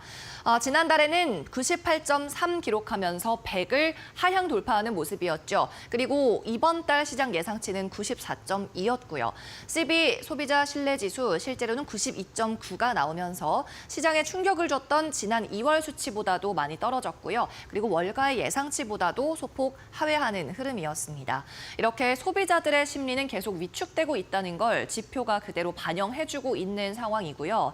이와 함께 발표되는 기대지수라는 것이 있습니다. 단기적 전망을 이야기하는데요. 소비자들이 자신의 직업소득이나 사업 등에 대해서 전망을 반영하고 있는 지수입니다. 65.1을 기록했는데 12년 만에 최저치 기록했고요. 실제로 시장에서 경기 침체의 시그널이라고 읽히는 기준선 80도 크게 하회한 모습이었습니다. 이렇게 실물 경제 지표보다는 소비자들의 심리가 더욱더 위축되고 있고 여전히 미국의 국민들이 향후 경기를 좋지 않게 본다는 게 다시 한번 확인이 됐죠. 다만 미국에서 주택 시장은 조금씩 살아나는 분위기입니다. 1월 대비해서 신규 주택 판매가 늘어났는데요. 1월 수치 65만 7천 건이었고 이보다 약 2만 건 증가한 67만 6천으로 나타났습니다. 다만 시장 예상치는 소폭 하회하는 모습이었어요. 2월에는 1월 대비해서 계절적으로 날씨가 좀 온화해졌고요. 또 주택 판매가 계절적으로 늘어나는 봄으로 향해 가고 있기 때문에 주택 경기는 미국에서 소폭 살아나고 있다고 해석이 됩니다. 또 오늘 트럼프 대통령이 관세 관련한 심각한 발언을 내놓지는 않았습니다. 그러면서 시장이 쉬어갈 수 있었는데요. 그러나 월가에서는 관련한 분석은 이어지고 있습니다. 오늘은 칼라일의 데이비드 루벤스타인의 멘트 가지고 왔는데 여전히 월가에서는 미국의 경기 침체보다는 연착륙이 가능하다는 관점이 더 많은 걸로 보여요. 칼라일에서도 이렇게 말했습니다. 관세가 광범위하게 적용된다면 성장이 둔화할 수 있고 인플레이션도 압력을 받을 수 있다고 얘기했습니다. 그러나 경기 침체, 리세션은 오지 않을 거다라고 분석했죠. 자, 이렇게 다시 위험 자산 선호 심리가 퍼지고 시장에서 온건한 분위기가 반영이 되고 있는 가운데 상품 시장에서는 구리가 가장 먼저 반응을 했습니다. 오늘 사상 최고치를 기록한 거죠. 2% 넘게 상승하면서 구리 선물 가격이 $5 22센트까지 올랐습니다. 아까 6시 방송 때 전해드렸던 수치보다도 소폭 더 오름폭이 높아졌는데요. 이렇게 트럼프가 관세 정책과 관련해서 조금 더 유화적인 발언을 계속 내놓으면서 이 생각보다 관세 리스크가 적을 수 있고 경기 침체가 일어나지 않을 수도 있다는 심리가 위험 자산 선호 심리를 건드린 걸로 파악이 됩니다. 네, 계속해서는 S&P 500 섹터별 흐름도 체크해 보시죠. 네, 오늘 섹터별로는 혼조세를 보였어요. 확실히 위험 자산 선호 심리가 살아나다 보니 기술주가 일제히 상승하는 모습이었고요. 또 경기 방어주 따닌 디펜시브, 헬스케어, 하락 나왔고 유틸리티, 전기, 가스가 포함된 이 유틸리티 단에서도 하락 나왔고요. 부동산도 일제히 빨간불 켜는 모습이었습니다. 다만 M7 빅테크 주가는 좋았습니다. 테슬라가 3% 넘는 상승으로 주가 견인했고요. 메타, 구글, 아마존, 애플 모두 1%대 상승. 다만 7개 종목 가운데 엔비디아가 유일하게 0.6%의 하락세를 보였습니다. 또 이번 주 섹터 퍼포먼스는 에너지 주식이 3%가량 상승하면서 3월 들어서 유일하게 시장을 이기고 있습니다. 네, 다음은 종목별 흐름도 확인해 보시죠. 먼저 빅테크 이슈부터 살펴보겠습니다. 테슬라입니다. 최근 월가에서 테슬라에 대한 부정적인 여론이 퍼지고 있는 가운데 오늘 뉴스트리트 리서치에서는 테슬라에 대한 긍정적 의견 줬습니다. 그러면서 3% 넘는 상승 나왔고요.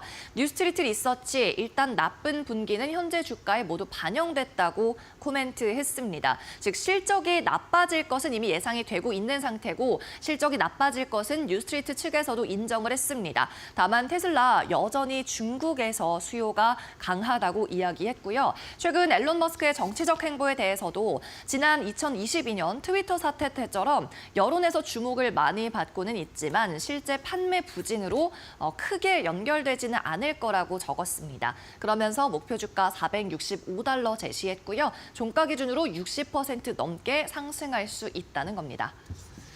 네, 이어서 엔비디아 보시죠. 엔비디아도 월가에서 좋은 의견 줬습니다. 모건 스탠리에서 기존의 비중 확대를 재확인하면서요. H20 AI 칩입니다. 엔비디아가 생산하는 이 AI 칩 H20의 수요가 여전히 강하다고 이야기하고 있고 중국에서 정부를 중심으로 투자를 확대하고 있는 이 AI 투자에 수혜를 볼 종목이다라고 적었습니다. 그리고 4월 포함된 분기에도 여전히 수요는 강할 거라고 평가했네요. 다음 알파벳입니다. 구글 양자를 담당하고 있는 임원이 이런 이야기를 했습니다. 향후 기술이 5년 정도 걸리면 기존 컴퓨터에서 해결 불가능한 문제를 이 양자 컴퓨터만이 해결할 수 있는 시대가 올 것이다. 현재의 이 상용 기술, 응용 기술 돌파까지 약 5년의 시간이 걸릴 거다라는 발언을 내놨습니다. 구글 이 알파벳에서는 마요라나 원이라는 지난 2월에 이 양자 컴퓨터를 공개하기도 했죠. 네, 계속해서 빅테크 외 소식 종목도 체크해 보겠습니다. 네, 비아디입니다. 3% 넘는 하락이 나왔는데요. 비아디 테슬라의 연간 매출을 뛰어넘었습니다. 테슬라 연간 매출이 977억 달러 정도인데 비아디가 이번에 매출 1,000억 달러를 돌파한 겁니다. 비아디 측에서는 하이브리드 관련 자동차 매출이 늘어나면서 실적 견인했다고 밝혔고요. 테슬라의 매출 수준을 추월하면서 시장에서 긍정적으로 반응하고 있습니다. 네, 다음은 KB홈 보겠습니다. 이 주택 건설 업체인데요. 월가 예상치를 밑도는 실망스러운 실적을 내놨어요. 매출 수준은 월가에서 15억 달러 정도 예상하고 있었고요. 주당 순이익 EPS는 $1 58센트 정도를 예상하고 있었습니다. 그런데 실제로 매출은 14억 달러가 안 되게 나왔고 EPS는 $1 50센트를 밑도는 수준이 기록됐습니다. 매출과 순이익이 모두 시장 예상치 하회하면서 주가는 4% 넘게 하락 마감했습니다. 다음은 트럼프 미디어입니다. 이 종목은 급등 나왔는데요. 트럼프의 트루스 소셜 SNS의 모회사이기도 하죠. 이번에 크립토닷컴과 함께 협력해서 ETF 상품을 출시한다는 발표가 시장에 전해지면서 오늘 주가 상승 견인했습니다. 이 해당 ETF 상품에는 메이드 인 아메리카 관련한 증권이 포함될 거라고 이야기를 했죠. 메이드 인 아메리카라는 것은 디지털 자산이라든지 에너지 관련된 증권이 포함될 것으로 예측이 되고 있습니다. 오늘 주가 8% 넘는 급등 마감했습니다. 네, 이어서 다음 종목도 체크해보죠. 모빌아이 자율주행 관련주입니다. 폭스바겐과 협력한다는 소식에 9% 급등했고요. 폭스바겐 측에서는 모빌아이와 협력해서 ADAS 첨단 운전자 보조 시스템이죠. 그리고 자율주행 관련해 기술단에서 협력하겠다고 밝혔습니다. 노보 노디스크입니다. 비만 치료제 시장의 경쟁이 심화되고 있는데요. 노보 노디스크가 일라이릴리 경쟁사를 견제하기 위해서 중국에서 비만 치료제를 확보했습니다. 중국의 모 의약품 회사를 통해서 비만 치료제에 대한 권리를 확보하고 선금을 지급한 후에 개발, 제조, 그리고 상용화까지 모두 담당하게 됐습니다. 그러나 아무래도 이 비만 치료제 출시까지는 수년이 걸리기 때문에 당장 주가에 반영이 되진 않았고요. 오늘 마감 종가는 2.3% 마이너스입니다. 네, 다음으로 게임스탑 보겠습니다.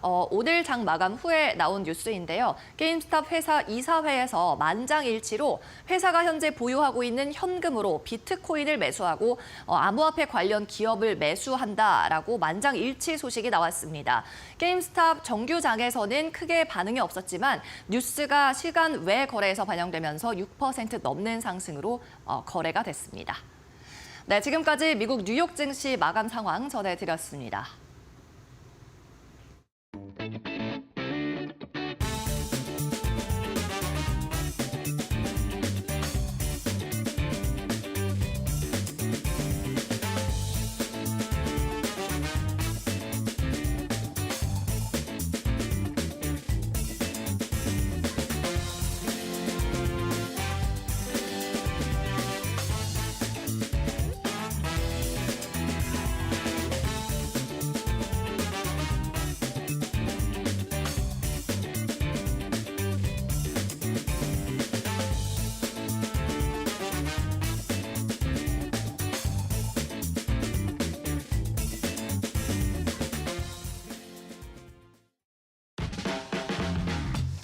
네, 여러분 밤새 편히 잘 쉬셨습니까? 3월 25일 수요일입니다.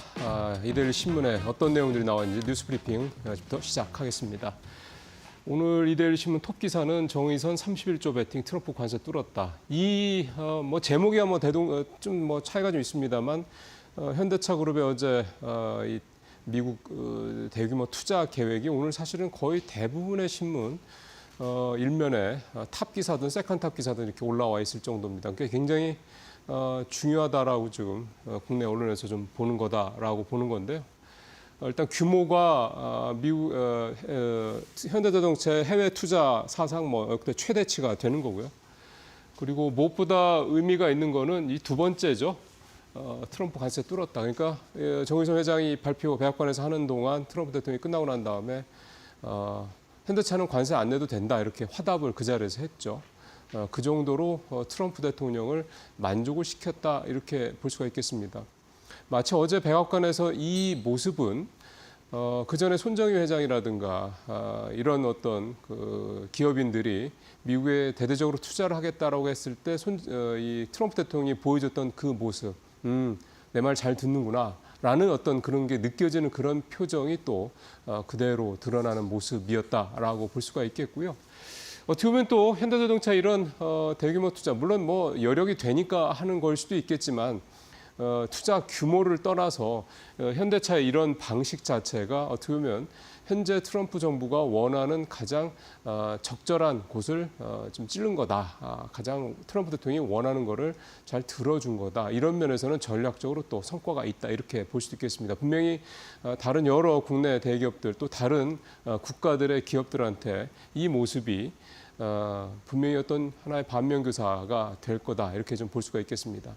현대자동차가 미국에 어떤 식으로 투자할 거라는 내용은 어제 이미 충분히 다 얘기가 돼서 잘 아실 거고요. 좀 화면에도 나옵니다만 규모 이제 210억 달러고 이제 무엇보다 중요한 거는 이제 왼쪽에 투자 계획에 쭉 보면 규모도 규모입니다만 생산만 하겠다라는 게 아니라 부품, 물류, 심지어는 제철소까지 현대제철이 8조 원 넘게 들여서 지어서 이제 직접 철강 제품까지 다 한꺼번에 소위 말하는 일관 시스템으로 공급하겠다. 저게 이제 사실은 조금 더 의미가 있다라고 봐야 될 것 같고요. 밑에 있는 미래 산업 부분에 대한 투자 규모도 이게 그냥 갖다 구색 맞추기식이 아니라 전체의 한 3분의 1 가까이 되니까 상당히 의미가 있습니다. 그러니까 어제도 말씀드렸지만 보스턴 다이내믹스 같은 이런 로봇 쪽에 이미 현대자동차가 좀 깊숙이 들어가 있는 상황이고 또 기술력을 글로벌하게 갖고 있는 상황이기 때문에 기존에 갖고 있는 부분들, 그다음에 현대차가 또 갖고 있는 원래 생산 능력들, 그다음에 현대차의 이 부품 라인들, 그러니까 협력업체들인 거죠. 그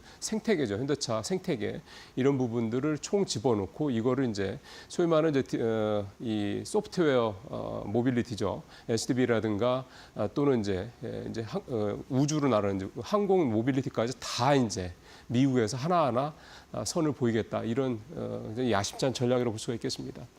이제 다만 하나 여기서 좀 짚어보고 넘어갈 거는 뭐냐면요. 지금 이번에 이제 대규모 투자를 통해서 현대차는 기존에 있던 생산 체제에 더해서 이번 추가 투자를 통해서 미국에서 연간 한 120만 대를 생산하겠다는 계획을 내놓은 거거든요. 작년에 미국에 대한 현대차 기아의 수출이 177만 대, 그중에 100만 대, 약 56%는 국내에서 수출을 한 거고 나머지 한 5% 40% 정도가 미국 현지하고 멕시코에서 들어가는 건데 이렇게 되면은 미국 전체 작년 수출 물량의 약 70% 정도를 미국 내에서 생산하겠다 이런 얘기가 되는 겁니다. 어떤 형태는 되게 이제 거창하고요. 중요한 거는 이렇게 120만 대, 예를 들어서 120만 대를 생산했을 때 이제 이 물량들이 상당 부분 미국에서 팔릴 수 있느냐에 대한 부분들이 있을 거고요. 이제 그만큼 현대차가 제품 경쟁력, 가격 경쟁력들을 만들어내야 된다라는 거고, 또 하나는 이 부분들이 만약에 그렇지 않았을 경우에 과연 현대차에 대안은 뭐가 있을 것이냐. 이런 부분들에 대한 플랜 B도 분명히 있어야 될 거다. 아마 있을 거라고 생각합니다만 그런 부분들에 대한 일종의 이제 의구심도 있다라는 부분이고요. 이번 투자가 보스턴 다이내믹스 투자와 같은 이런 선견지명이 될지 아니면은 뭔가 어떤 좀 악수가 될지 이 부분은 앞으로 몇 년 뒤에 이제 하나하나 드러나지 않을까 생각이 좀 듭니다. 예, 연관돼서 오늘 산업면에 있는 전기차 얘기를 좀 가져왔는데요. 지난 1월과 2월에 유럽과 미국에서 전기차 판매가 전년 대비 한 30-40%씩 늘어났다는 얘기는 이미 좀 전에 들으셨을 거고요. 국내에서도 올 1, 2월에 전기차 판매가 1년 새 3배 이상 좀 크게 늘어났습니다. 작년에 좀 부진했던 영향도 있긴 합니다만 어쨌든 크게 늘고 있는데 표를 보시면 기아의 EV3가 굉장히 많이 팔렸습니다. 2,700대 가까이, 근 3,000대 가까이 팔린 게 눈에 띄고 역시 테슬라 모델 Y 2,000대 넘게 팔렸고 현대차 아이오닉5도 1,500대가 넘게 팔렸고 전체적으로 작은 차들보다는 큰 차들이 좀 많이 팔리는 그런 모습들이 좀 나타났고요. 이렇게 전기차가 올 1, 2월에 많이 팔렸던 이유는 일단 정부의 보조금이 한 달 먼저 예전보다 한 달 먼저 이제 확정이 됐다는 측면도 있고 그다음에 이제 아무래도 이게 새로 나온 차가 기존 차보다 비싸기 마련인데 신차들이 기존 차보다도 가격은 좀 저렴하면서 성능은 훨씬 좋아진 거죠. 이런 부분의 영향도 좀 있다 이렇게 좀 볼 수가 있겠습니다. 다만 이제 전기차 보조금 자체가 이제 작년보다 한 70만 원도 줄어서 한 580만 원 정도 평균 그렇더라고요. 좀 줄어든 것도 있어서 결국은 지금 전기차 캐즘 때문에 상당히 어려움을 겪고 있는 국내 2차 전지 업계 전반에 힘을 좀 실어주기 위해서라도 보조금 문제는 조금 더 적극적으로 정부가 좀 들어갈 필요가 있지 않느냐. 그리고 2차 전지 전체 생태계를 살리기 위한 대책도 지원 대책도 좀 빨리 나와줘야 되겠다라는 생각이 좀 듭니다. 예, 가격 올린 음식료주 군침도네. 이 기사가 오늘 증권면 톱기사인데요. 자, 표 보시죠. 코스피 음식료 담배 지수가 지난 1월에 3,600대죠. 거기에서 지금 석 달 사이에 지금 3,900, 근 4,000까지 올라갔으니까 한 400포인트 가까이 좀 올랐습니다. 10% 가까이가 오른 거죠. 올 들어서 상당히 좀 코스피 음식료 담배 지수가 좀 좋은 모습을 좀 보이고 있고요. 그다음에 주가도 좀 보겠습니다. 음식료 종목 3월 주가 상승률 보면은요. SPC 3립 최근에 크보빵 때문에 아주 크게 많이 올랐죠. 농심도 20%, 21% 가까이 올랐고요. 오리온도 16%가 넘게 올랐습니다. 롯데웰푸드도 10% 가까이, CJ제달도 역시 9% 넘게, 오뚜기, 롯데칠성 이렇게 5, 6% 올라. 전체적으로 물론 삼양식품 여전히 좀 강한 모습을 보이고 있기는 합니다만 다른 이런 음식료 업종들도 올 들어서 주가가 좀 상당히 좀 많이 오르는 모습을 좀 보이고 있습니다. 이유는 일단은 가격이 올랐죠. 가격이 오르면 당연히 매출도 올라가고 수익성도 개선될 수밖에 없습니다. 여기에다가 이제 국제 유가 하락, 곡물가 하락 이런 부분들도 좀 있으니까 이제 원재료, 그다음에 원가에 대한 부담이 좀 줄어드는 것도 있고 환율 문제는 여전히 조금 좀 어렵죠. 사실은 환율 문제 때문에 이 가격 인상을 올렸던 가장 큰 이유가 되기도 했습니다만 이런 부분들도 좀 있고요. 그다음에 음식료 업종 수출이 좀 늘어나는 것도 있고, 그다음에 관세 리스크에서 비교적 이게 내수 비중이 아직은 높기 때문에 비교적 관세에서 좀 무풍지대에 가깝다라는 측면 이런 것들이 좀 됐고요. 또 아무래도 이제 기본적인 내수주들이다 보니까 경기 방어주적인 성격도 좀 분명히 있습니다. 근데 여기서 하나 좀 짚어봐야 될 건 그런 겁니다. 지금 늘 이제 이런 음식료 업종들 가격 올릴 때 물론 정부가 이제 가격 통제를 좀 세게 하는 측면이 있기 때문에 올리고 싶을 때 뭐 마음대로 올리지 못하는 측면도 물론 있기는 합니다만 사실 이것도 요 매년 사이에 보면 꼭 그렇지도 않은 것 같습니다.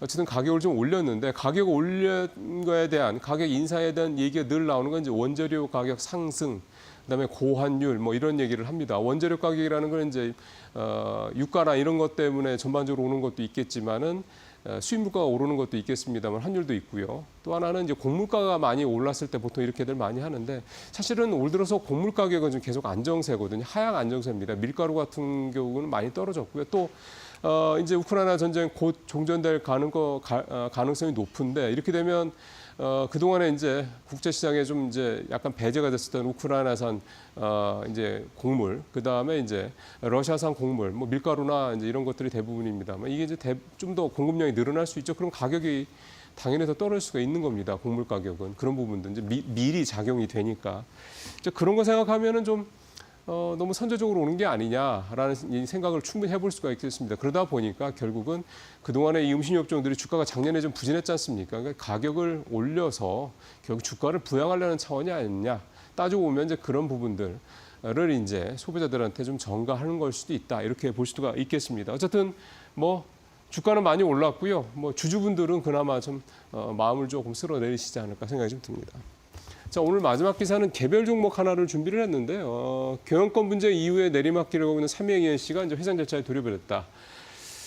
이 회사가 선박 통신 장비, 방산 장비 이거 만드는 회사인데 방산 장비를 만드는 회사이기 때문에 사실 주가가 좀 엄청나게 좀 뛰었어야 될 회사인데 상대적으로 그렇지 못한 거죠. 지금 심지어 거래도 정지가 돼 있으니까요. 표를 먼저 좀 보시면 좋을 것 같습니다.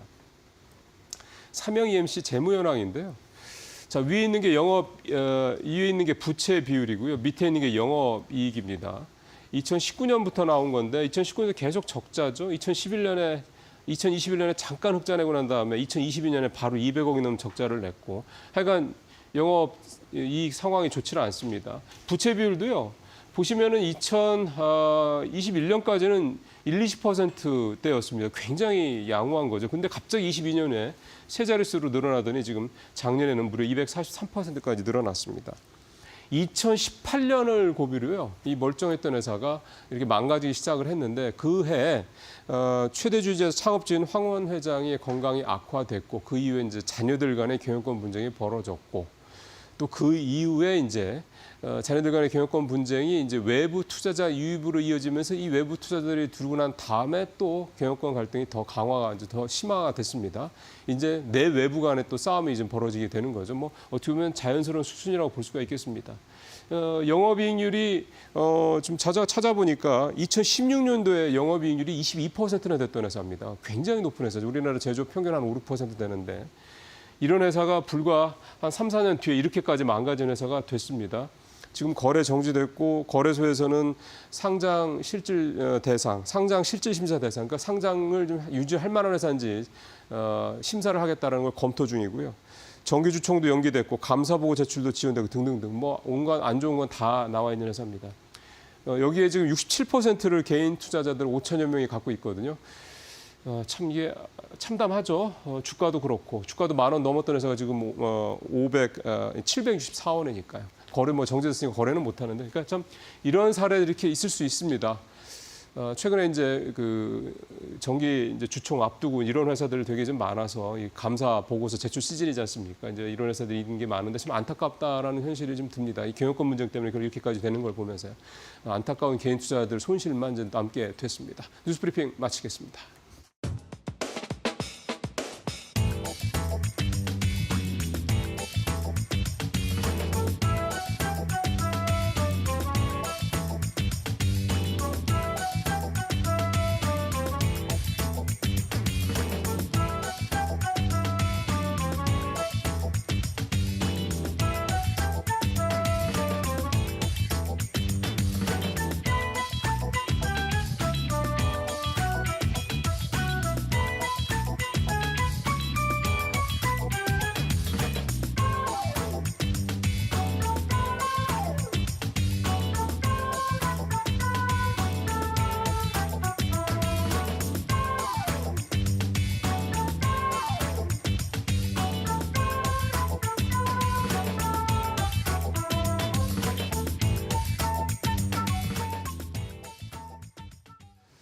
네, 오늘 마켓베이는 김한진 이코노미스트 모시고 최근에 이제 미국과 국내 이제 거시 쪽 상황을 좀 한번 점검을 좀 해보도록 하겠습니다. 박사님 어서 오십시오. 네, 안녕하세요. 예, 오늘 뉴욕 시장 뭐 보합권 상승을 하긴 했는데 확실히 지금 요즘 뉴욕 시장은 관세 요 이슈가 어쨌든 최대 뭐라 할까요? 화제한 이슈다. 시장을 가장 뭐 좌지우지하는 이슈다 이렇게 봐야 되겠네요. 맞습니다. 뭐 트럼프 대통령이 했던 미국 해방의 날 4월 2일. 네, 4월 2일이 거래일수로 뭐 닷새 남았기 얼마 안 때문에 남았죠. 네, 네. 그래서 뭐 다음 주기 때문에 뭐 시장이 뭐 매일 분위기가 다르고요. 트럼프 발언에 뭐 보시다시피 주가가 뭐 들쭉날쭉 그런 모습입니다. 사실 그것만 놓고 보면 되게 불안한데 또 이 양반이 또 내일 아침에 또 뭔 얘기를 하려나. 그 지금 일단 시장은 그런데 그러니까 지금 시장은 관세 리스크가 더 이제 크다라고 보는 거고 그래서 그런지 지금 소비 심리와 관련된 소비자 신뢰 지수나 소비자 심리 지수 이런 것들 미시간의 소비자 심리 지수가 얼마 전에 나온 거는 2년 4개월 만에 최저치 3월치가 그다음에 네. 오늘 나온 컨퍼런스 보드 소비자 신뢰 지수는 2021년 이후 4년 만에 최저 뭐 이렇습니다. 네, 지금 특히 말씀 주셨듯이 소프트 데이터, 약간 예. 심리 데이터들이 안 좋고요. PMI, 뭐 소비자 신뢰 지수 굉장히 안 좋습니다. 그냥 안 좋은 게 아니라 급락을 하고 있거든요. 그렇죠. 거기에다가 이제 PMI나 뭐 여러 가지 컨퍼런스 보드에 조금 여러 가지 지표들에 포함되어 있는 물가 지표는 또 올라가고 있습니다. 그래서 약간 스태그플레이션적인 그쵸. 그러한 상황이 계속되고 있는데 어제 컨퍼런스 보드의 소비자 신뢰 지수만 해도 2021년 1월 이후에 최저니까요. 4년의 최저인데 그때 미국 소비자 물가가 9%였거든요. 9% CPI에서 찍힌 소비자 신뢰 기대 지수와 거의 비슷하다. 그것보다도 낮다라는 것이 시장에 굉장히 쇼크였고요. 네. 이렇듯이 그 설문지를 돌려서 지금 응답을 받는 그런 소프트 데이터들은 관세에 적지 않게 지금 영향을 받고 있다. 뭐 기업들도 마찬가지고요.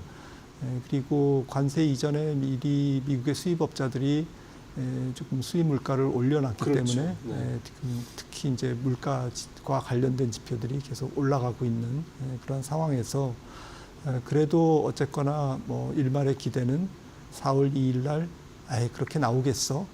조금 완화돼서 나오겠지. 네. 이런 일말의 희망이 있었는데 지난주 금요일 날 트럼프가 조금 완화적인 관세에 네. 대해서 완화적인 얘기를 했기 때문에 시장은 반등에 성공했고 그리고 이번 주 초에도 조금 그 추세가 이어지고 있는 상황인 것 같습니다.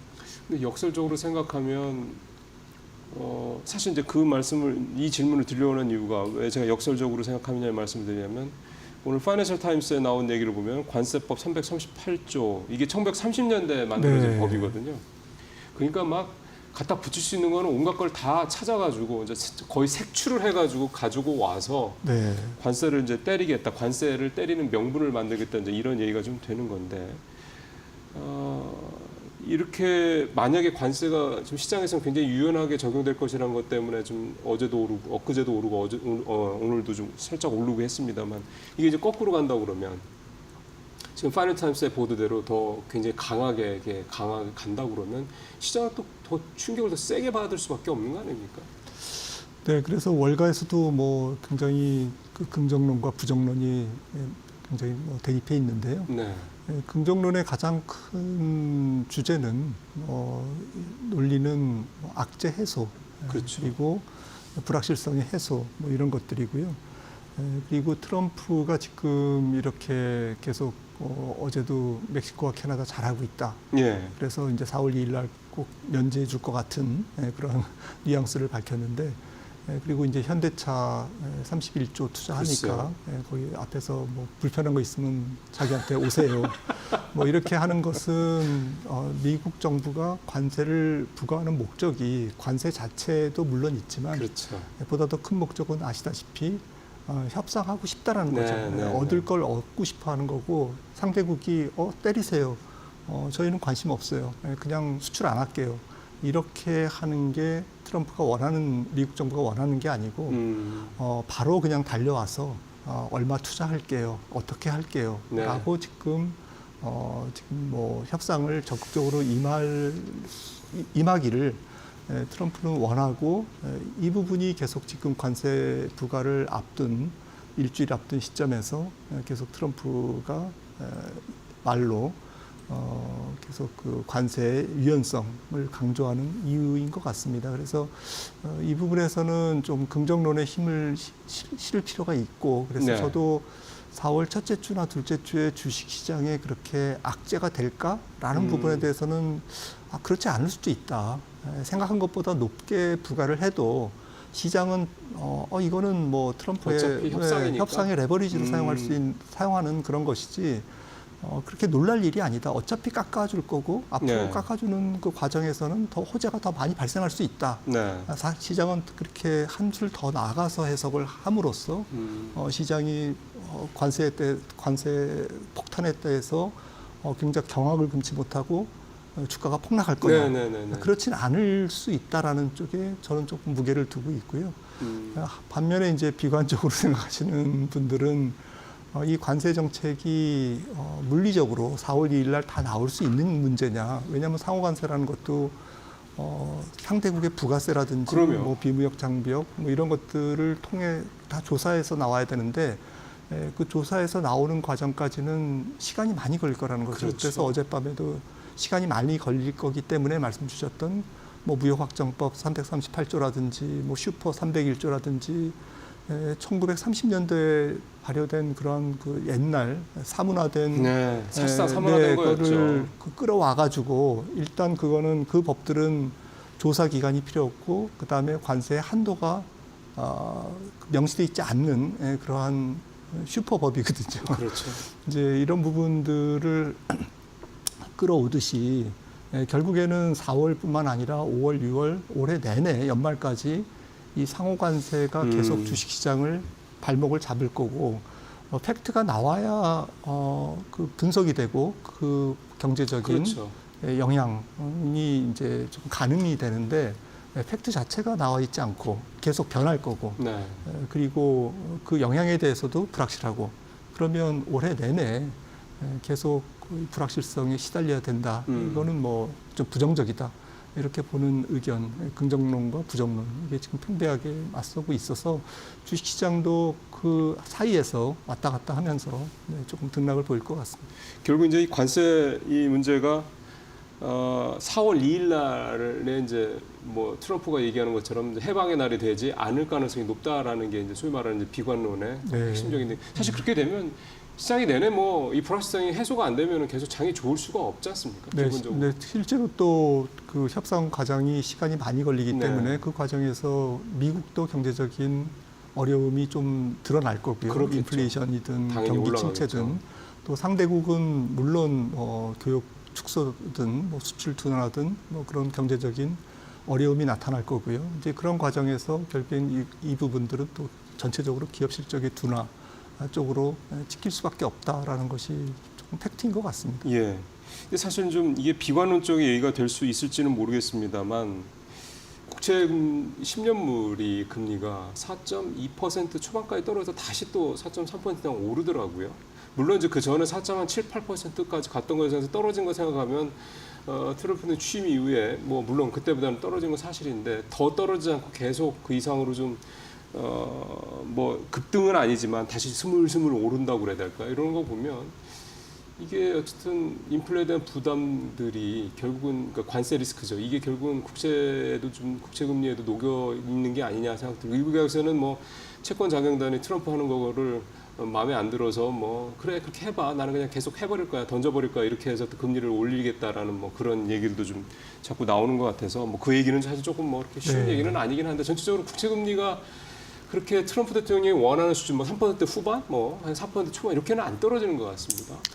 네, 안 떨어진다는 것은 뭐 다시 생각해 보면은 미국 경제가 좋다라는 반증일 수도 있는 사실은 거고요. 그렇죠. 네, 네. 그래서 아직은 트럼프의 관세 정책이 미국 경제를 경기 침체로 몰고 가지 않을 것이다라는 것이 채권 시장에 녹아 있는 것이고요. 아 오히려. 네, 그래서 주식 시장에서도 사실 금리가 내려가도 문제고 경기 침체를 반영하기 때문에 그렇습니다. 올라가면 올라가는 대로 지금 높은 밸류에이션의 주가를 흔들 수 있기 때문에 문제고요. 네, 그래서 가장 좋은 것은 10년물 기준으로 뭐 4.3에서 한 4.5%, 뭐 지금 아. 수준에서 만약에 머문다면 이건 양호하다는 네, 말씀이군요. 뭐 경기는 골디락스, 그다음에 아. 인플레이션율은 그렇게 심각하지 않아라는 아. 것을 채권 시장이 반영하기 때문에 굉장히 양호한 거기서 이제 기업 실적만 잘 찍혀준다면 그렇죠. 네, 주식 시장은 조금 순항할 수 있다라는 결론으로 도달할 수 있을 것 같습니다. 그런데 이제 과연 그렇게 될 것인가라는 부분에서 아직까지는 1분기 뭐 미국 경제 성장률이 1.3%까지 전망이 조금 낮아지긴 했습니다만은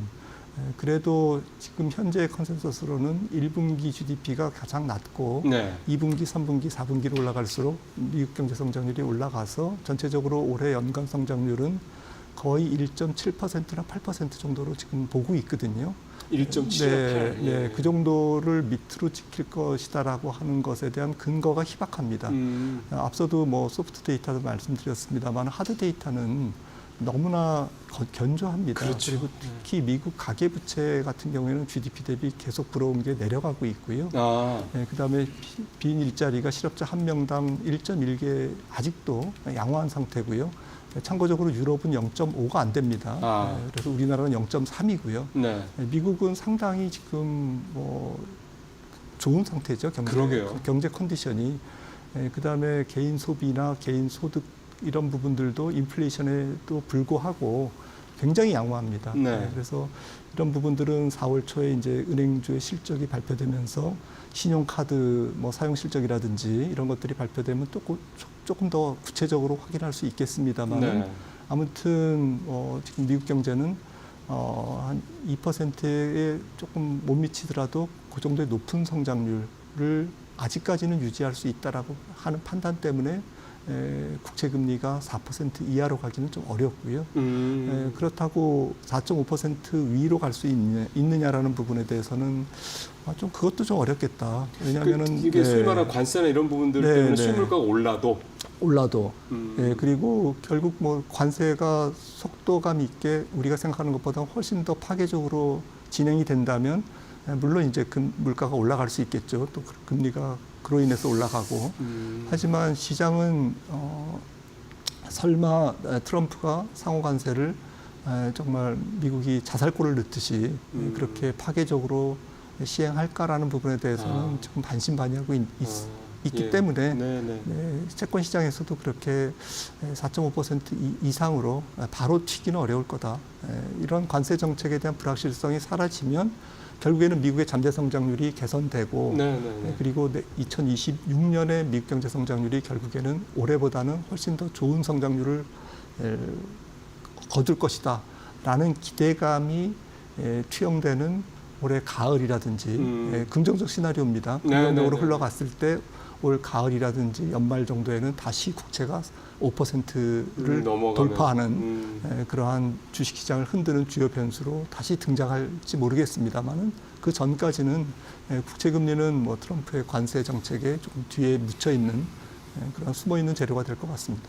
그럼 지금 일단 미국 시장 전반적인 상황을 보면 지금은 말씀하신 하드 데이터, 그러니까 어떤 정확한 수치보다는 소프트 데이터, 그러니까 심리가 지금 되게 부정적으로 관세 리스크 때문에, 즉 뭔가 불안하고 불확실하고 약간 그런 것들 때문에 그게 시장을 좀 지배하는 거고, 지금 기본적인 그러니까 실질적인 데이터들은 여전히 견조하다 이런 거고, 금리도 국채 금리도 지금 4.3에서 4.5% 정도에서 유지가 된다면 이건 오히려 굉장히 미국 경제가 견조하게 잘 갈 거다라는 그거를 좀 말씀을 하신 거고, 그 하나만 더 미국 관련해서 여쭤보면 연준이 QT라고 그러죠. 이제 시장에 돈을 푸는 거를 그동안 월 250억 달러 이렇게 하는데 그거를 50억 달러로 좀 줄인다라고 얘기를 하는데 결국 그 얘기는 뭐냐면 시장에서 한 달에 250억 달러씩 돈을 빨아들이다가 그거를 이제 5분의 1로 줄인다는 얘기가 되니까 따져보면 시장에 돈을 푸는 얘기랑 같은 의미가 되는 거잖아요. 이 얘기가 맞습니까? 네, 맞습니다. 그럼 이게 무슨 의미일까요? 지금 그 미국 재무부의 현금 통장 그거를 이제 뭐 재무부 일반 계정 TGA 어카운트라고 하는데 이게 지금 한때는 뭐 2조 달러가 넘어갔다가 지금 이제 4천억 달러가 안 되는 걸로 지금 많이 발표가 되고 있습니다. 그만큼 돈을 썼다는 얘기잖아요. 네, 쭉 줄어왔죠. 추세적으로 바이든 정부 때 계속 줄어왔고요. 그 얘기는 결국 그 연준이 미국 재무부가 국채 발행을 늘려야 된다라는 의미고요. 늘리지 않으면 이제 미국의 이제 그 국가 부채가 문제가 되는 그렇겠죠, 것이죠. 그래서 다시 이제 국채 발행을 늘리면 결국 은행이 이제 지준에서 그거를 사줘야 되는 지준이 감소하고. 지준이 감소하는 것이 이제 앞으로 예고돼 있는데 4월 달부터 예고돼 있는데 그런 상태에서 QT까지 계속 된다면 시중에 단기 자금이 꼬일 것이다. 신용 경색이 올 수도 있다. 자금이 안 돌아서. 몇 년 전에 이제 그런 일이 있었거든요. 단기 자금 시장에서 MMF 금리가 그냥 단기 금리가 단기 금리가 폭등하고 그러면서 이제 완전히 자금 시장이 꼬인 그런 전례가 있었기 때문에. 일단은 QT를 낮춤으로써 그러한 가능성을 사전에 예방하고 어차피 4월 달에는 이제 국채 발행이 늘어나고 그렇죠. 국채 발행이 늘어나면서도 사실은 이제 미국 재무부는 은행으로 하여금 더 많은 국채를 사도 그것이 이제 은행 재무제표에 부담이 안 되게 그 레버리지 비율을 조금 조정을 해서 보다 더 많은 국채를 사도록 그렇게 만들 겁니다. 그래서 이제 국채 금리의 상승을 막는 그런 정책을 같이 병행해 나갈 것으로 예상이 되는데요. 아무튼 이제 QT를 지금 낮춰야 그 다음 달 4월, 5월에 단기 자금 시장에 조금 경색을 미연에 방지하는 그러한 조치로서의 QT 축소라고 봐야 될 것 같습니다. 그럼 이거는 연준으로서의 중앙은행으로서의 역할을 네, 유동성 공급자로서의 역할을 그냥 잘 하는 거네요. 시장에 네. 혹시 좀 돈이 좀 꼬일 수도 있으니까 장기적으로. 네, 중단할 수도 있을 것 같습니다. 다음 달부터는. 아예 50억 달러도 아니고. 월스트리트저널 보도도 한 번 있었습니다만 네. 중단할 수도 있을 것 같습니다. 네. 그러게요. 참 연준의 움직임을 보면 참 어쨌든 스무스하게 이렇게 움직이는 것 같습니다. 자, 우리 시장 얘기는 환율 얘기를 안 할 수가 없어요. 사실 오늘 박사님 오신다고 그래서 이제 도대체 환율 이게 어떻게 되려나 걱정을. 근데 오늘 아까 이제 새벽에 나온 내용을 보니까 1,463원대로 한 7원 가까이 떨어지긴 했더라고요. 1,470원 넘어갔다가. 근데 여전히 너무너무 높은 수치인데 이게 역시 안 떨어지는 거는 정치적 불확실성 이렇게 봐야 되는 겁니까? 네, 정치적 불확실성도 뭐 환율 시장에 녹아 있겠죠. 하지만 그보다는 지금 글로벌 달러 환율에 지금 왔다 갔다 하는 그런 단기 변동이 조금 더 큰 것 같고요. 예. 물론 이제 정치적 불확실성이 해소되면 이제 조금 국내 요인 쪽에서는 조금 부담이 덜해질 것 같습니다. 네. 환율 시장에. 그런데 지금 관세 부과를 4월 2일을 앞두고 지금 글로벌 달러가 조금 들쭉날쭉하고 있습니다. 조금 좁은 폭이긴 합니다만은 그래서 좀 미국 경제가 환율 관세 정책으로 이렇게 타격을 받지 않는다라는 논리가 조금 지배하는 날에는 달러가 조금 약해지고 강해지고 그리고 관세 정책이 조금 부담스러울 때는 또 약해지고 그래서 이제 왔다 갔다 하고 있는데요. 최근에 또 유럽이나 이런 쪽으로 조금 자금이 조금 이동하는 이제 그런 단기적인 자금 이동도 조금 최근에 달러의 단기 약세에는 영향을 준 것 같은데 조금 유럽 증시도 많이 올라 있고 그런 측면에서 조금 추가적인 자본 흐름이 조금 제한돼 있다라는 부분. 그다음에 다음 주에 이제 미국 해방의 날 관세 정책이 발표되면서 추가적으로 조금 환율 시장이 달러 강세, 나머지 통화의 약세가 한번 남아 있을 것이다라는 그러한 예측. 이런 부분에서 조금 폭풍 전야 같은 그런 분위기인 것 같고요. 만약에 4월 2일 날 그렇게 뭐 좀 놀라운 그런 관세 정책이 나오지 않더라도 계속 4월, 5월 지나가면서 트럼프의 관세 정책은 뭐 환율 시장을 들었다 놨다 할 거기 때문에 환율 시장에 임하는 모든 사람들이 이제 포지션을 한쪽으로 몰고 가기에는 조금 어려울 것 같습니다. 그런 측면에서는 당분간 박스권에서 움직이다가 관세 정책을 눈치를 보고 거기 관세 정책의 강도에 따라서 조금 움직일 것 같은데 아무래도 지금 관세 정책으로 인한 달러의 강세가 이미 다 끝난 거냐, 완료된 거냐라는 부분에 대해서는 좀 그렇지 않다. 추가적인 위안화의 약세, 원화의 약세는 조금 더 소폭은 남아 있을 거다라는 부분은 인정을 해야 될 것 같습니다. 그러면 이제 이게 소위 말하는 이제 뭐 대통령 탄핵 뭐 선거 자체가 지연되는 것들에 대한 정치적 불확실성 얘기로만 이 최근의 환율 시장 상황을 볼 수는 좀 없는 거네요. 그전과 시티증권의 이제 애널리스트는 이게 뭐 이를테면 인용이 돼서 대통령이 탄핵이 되더라도 환율이 그렇게 많이 안 떨어질 것 같다 또 이런 얘기를 하는 게 결국은 그렇습니다. 정치적 불확실성에 대한 환율 영향 부분이 좀 비중이 줄어든 거고 펀더멘탈한 부분의 비중이 더 커졌다 이렇게 봐야 되는 거군요. 네, 만약에 이제 국내 정국까지 더 안 좋으면 그러면 이제 더 환율이 위로 좀 튈 가능성이 있지만 이제 이런 부분들은 조금 잠잠해지지 않을까 기대를 해봅니다. 어쨌든 환율은 당분간은 1,450원대 이하로 다시 한번 조금 더 내려갈 가능성은 조금 제한적이다. 예, 알겠습니다. 네, 지금까지 김한재 박사님과 함께 국내외 주요 지표들 가지고 거시경제 흐름들을 살펴봤습니다. 말씀 잘 듣습니다, 박사님. 예, 저도 아침에 일어나서 제일 먼저 보는 게 환율인데요. 조금 떨어져서 그나마 다행이다 싶긴 했는데 박사님 말씀 들어보면 당분간은 1,450원대 이상에서 움직일 가능성이 높다라는 말씀이 좀 되다 보니까 역시 좀 조금 부담을 더 갖고 시장 상황은 좀 예의주시를 해야 되겠습니다. 잠시 후에 마켓나 일부에서 뵙겠습니다.